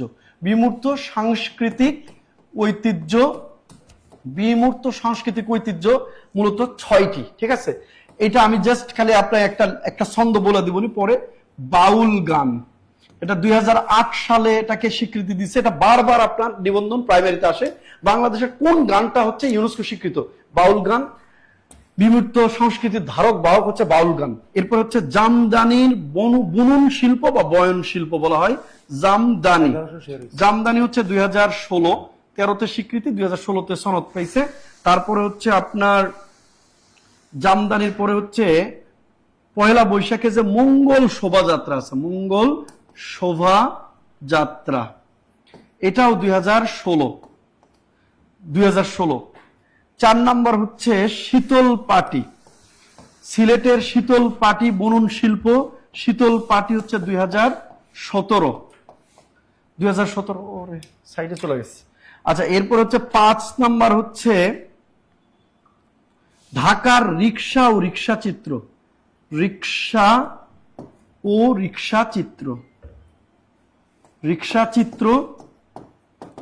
2023 সাল। আর সর্বশেষ 6 নম্বর যেটা, 6টি, এটাই পরীক্ষা এখন আসার সম্ভাবনা আছে। এই পর্যন্ত 6টা হচ্ছে টাঙ্গাইলের ঐতিহ্যবাহী যে শাড়ি আছে, শাড়ি বয়ন শিল্প, শাড়ি, এটা 2025 ডিসেম্বর মাসে আসছে, 2025। এই হলো বাংলাদেশের কালচারাল বা ইনট্যানজিবল যে হেরিটেজ আছে, বিমূর্ত সাংস্কৃতিক ঐতিহ্য। এটা মাঝে পরীক্ষা আসে যে ইনট্যানজিবল হেরিটেজের অন্তর্ভুক্ত কয়টি? তাহলে 6টি। প্রথমটা হচ্ছে বাউল গান, জামদানি, মঙ্গল শোভাযাত্রা, শীতল পাটি, রিক্সা ও রিক্সা চিত্র, সর্বশেষ টাঙ্গাইলের শাড়ি। আপনি এখানে মনে রাখতে পারেন যে বাউল মানে কি বলে, যে টাঙ্গাইলের শাড়ি এবং জামদানি শাড়িও টাঙ্গাইলের শাড়ি পরে বাউল গান গাইতে গাইতে রিক্সায় চড়ে মঙ্গল শোভাযাত্রায় যায় শীতল পাটি বিছিয়ে। এভাবে আপনি একটা ছন্দ তৈরি করে এটা মনে রাখতে পারেন। শর্টকাটে বলতেছি যেহেতু আমাদের সময় নাই আসলে। তো এই হলো 6টি জিনিস, সাংস্কৃতিক ঐতিহ্য, ইনট্যানজিবল হেরিটেজ, বিমূর্ত সাংস্কৃতিক ঐতিহ্য, আর এটা হচ্ছে বিশ্ব ঐতিহ্য যেটাকে বলা হয় ওয়ার্ল্ড হেরিটেজ। এটা হচ্ছে 3টা জিনিস, আর ওইটা হচ্ছে 6টা। এখান থেকে আপনার 1-2 নম্বর বিভিন্ন পরীক্ষাগুলোতে আসে। আর একটা হচ্ছে আমাদের বাংলা ভাষাকে সম্মান জানিয়ে এটা আন্তর্জাতিক মাতৃভাষার স্বীকৃতি দিছে ইউনেস্কো 1999 সালের 17 নভেম্বর। আপনারা যা উত্তর দিচ্ছেন 1999 সালের 17 নভেম্বর হচ্ছে ইউনেস্কো স্বীকৃতি দিয়েছে। এবং 17 নভেম্বর 1999 সালে ইউনেস্কো মাতৃভাষা 21 ফেব্রুয়ারিকে আন্তর্জাতিক মাতৃভাষা স্বীকৃতি দিলে 2000 সালে, মনে রাখবেন 2000 সালে 188টি দেশ প্রথমবারের মতো 21 ফেব্রুয়ারিকে পালন করে। 188টি দেশ 21 ফেব্রুয়ারি পালন করে। এই দুইটা জিনিস মনে রাখলেই আপনি এখান থেকে প্রতিটা পরীক্ষায় প্রায় মাঝে মাঝে আসে একটা দুইটা নম্বর করে এখানে চলে আসবে। তাহলে 21 ফেব্রুয়ারিকে ইউনেস্কো স্বীকৃতি দিয়েছেন কবে? 1999 সালের 17 নভেম্বর 21 ফেব্রুয়ারিকে স্বীকৃতি দিয়েছেন।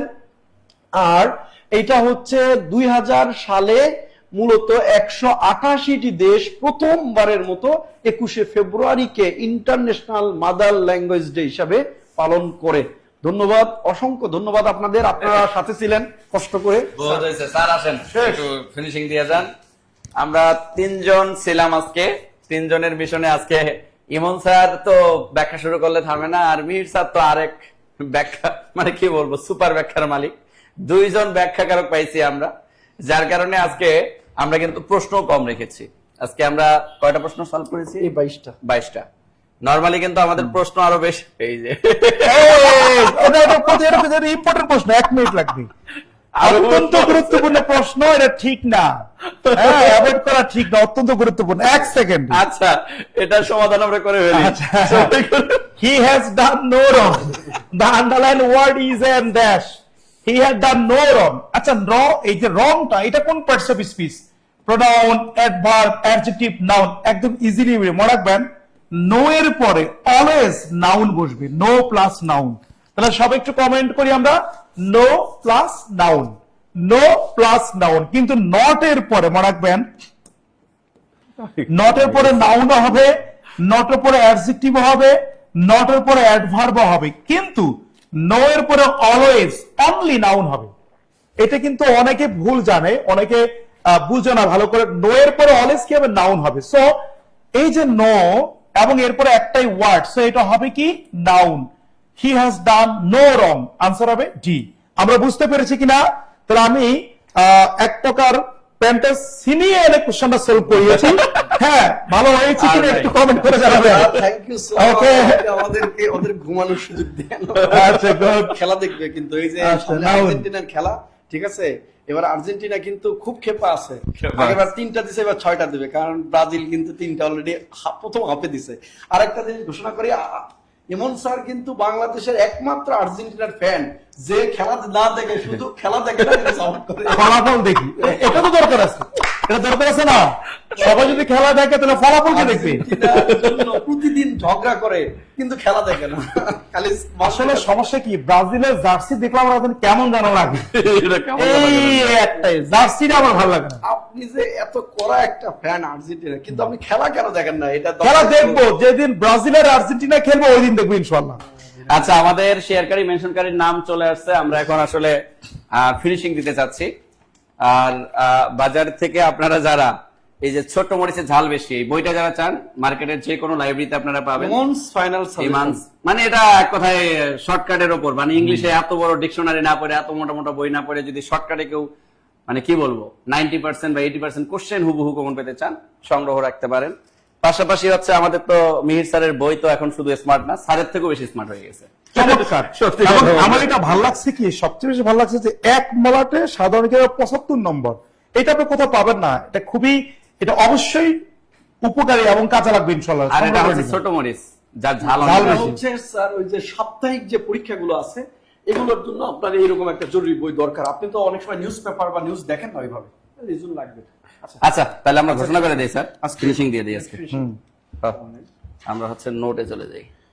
ওকে, তার আগে আমি হচ্ছে 1 মিনিট সময় নেব আপনাদের কাছ থেকে। সেটা হচ্ছে, যদি কারো আর্থিক প্রবলেম থাকে, কারণ জব মেডিসিন মানবতার ফেরিওয়ালা, এটা আপনারা সবাই জানেন। যদি কারো আর্থিক সমস্যা থাকে বা ফাইন্যান্সিয়াল প্রবলেম থাকে, এক্ষেত্রে জব মেডিসিন সবসময় আপনাদেরকে কনসিডার করে। ধরেন আমরা এখন যে মিশনটা শুরু করছি, আমরা শুরু করার পর অনেক প্রতিষ্ঠান আমার দেখে কপি করে। আমি জানি যে আমার দেখে দেখে অনেক প্রতিষ্ঠান অনেক কিছু শুরু করে, কিন্তু সবকিছু শুরুটা করি আমি। যাক, এটা করা খুব ভালো, কারণ একজন বেকার স্টুডেন্টের কাছে তার বাবা মা কিন্তু কোনো টাকা দেয় না। সর্বোচ্চ তাকে একটা টিউশনি করে টাকা ইনকাম করতে হয়, বা কোনো কারণে আগে জমায় রাখছে, সে টাকা ইনভেস্ট করে তারপরে পড়াশোনা করা লাগে।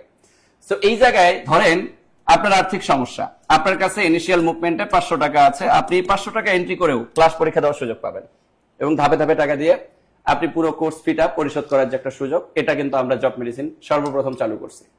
কারণ একটা স্টুডেন্টের কাছে, একটা বেকার স্টুডেন্টের কাছে বর্তমানে 1500 টাকা মানে সে মনে করে এটা 15 কোটি টাকার সমান। কারণ আপনি ইনকাম করেন না 1 টাকা, আপনার কাছে 1500 টাকা মানে 1500 কোটি টাকা আছে, এটা আপনি ফিল করেন, এটা আপনার কাছে রিয়েলাইজেশন হয়, বা এটা আপনি মনে করেন ওরে বাবা রে বাবা আমার কাছে 1500 টাকা আছে, পকেটে হাত দিলে পকেটটা ভারী মনে হয়।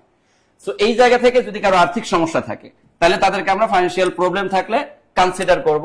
আজকে আমাদের এই সেশন থেকে 20 জন স্টুডেন্ট এই সুযোগটা পাবে, কিন্তু এই সুযোগটা আজকে তারাই পাবে যারা ইমন স্যারের আই কোড ব্যবহার করে কন্টাক্ট নাম্বার কমেন্টে শেয়ার করবে। আমাদের প্রতিনিধি টিমরা আগামীকালকে আপনাদেরকে এই সুযোগটা করে দিবে। একটু দ্রুত গতিতে আমরা আই কোড ব্যবহার করে নাম্বার শেয়ার করব এবং সময় দিচ্ছি মাত্র 1 মিনিট। এই 1 মিনিট সময়ের মধ্যে আমরা প্রথম যে 20 জন নাম্বার শেয়ার করব, শুধু তারাই, এই 20 জনের মধ্যে যারা থাকবো তারাই শুধু এই সুযোগটা পাবো। ধরেন আপনার আর্থিক সমস্যা, ফাইন্যান্সিয়াল প্রবলেম, সমস্যা নেই, জব মেডিসিন আপনাকে সুযোগ দিবে। আপনি ক্লাস করেন, পরীক্ষা দেন, নিয়মিত হন, অ্যাক্টিভ হন। আর আরেকটা গুড নিউজ দিচ্ছি, সামনের মাসের প্রথম সপ্তাহেই কিন্তু আমাদের ইমন স্যার প্রথম সপ্তাহে 2 দিন দিচ্ছে, তার মানে 2 দিন ইংলিশ ক্লাস পাচ্ছি আমরা স্যারের পেইড ব্যাচে, অর্থাৎ বেসিক ক্লাসে, অফলাইনে সরাসরি। যারা অফলাইন ব্যাচে আছেন তারাও কিন্তু অফলাইনে ক্লাস করার সুযোগ পাচ্ছেন। সো আমরা একটু দ্রুত আই কোড ব্যবহার করব, আই কোড ব্যবহার করব। ও এটা আবার গেল কোত্থেকে? আমরা একটু দ্রুত সবাই আই কোড ব্যবহার করব, একটু দ্রুত আই কোড ব্যবহার করব, আই কোড ব্যবহার করব। যারা আই কোড ব্যবহার করব, আমি জাস্ট আই কোড ব্যবহার করে নাম্বার শেয়ার করব। যারা নাম্বার শেয়ার করবে এরকম প্রথম 20 জন, আপনারা জানেন যে আপনারা নাম্বার শেয়ার করার সাথে সাথে কিন্তু কমেন্ট থেকে নাম্বারগুলো নিয়ে ডিলিট করে দেওয়া হয়। সো আমি কিন্তু সময় দিচ্ছি মাত্র 1 মিনিট। 1 মিনিটের মধ্যে নাম্বার শেয়ার করতে হবে, এরপরে কিন্তু আর কোনো সুযোগ থাকবে না। সো দ্রুত দ্রুত দ্রুত দ্রুত দ্রুত। একজন বলতেছে কি, মানে পুরস্কার কে পাইছে এমন কিছু? ও নাসির স্যার বাদে সবাই আর্জেন্টিনা? না, ভুল ধারণা, আমিও ব্রাজিল। আচ্ছা, ইয়া মির্জা যে কি আমি জানি না, আর্জেন্টিনার ভক্ত 2 জন।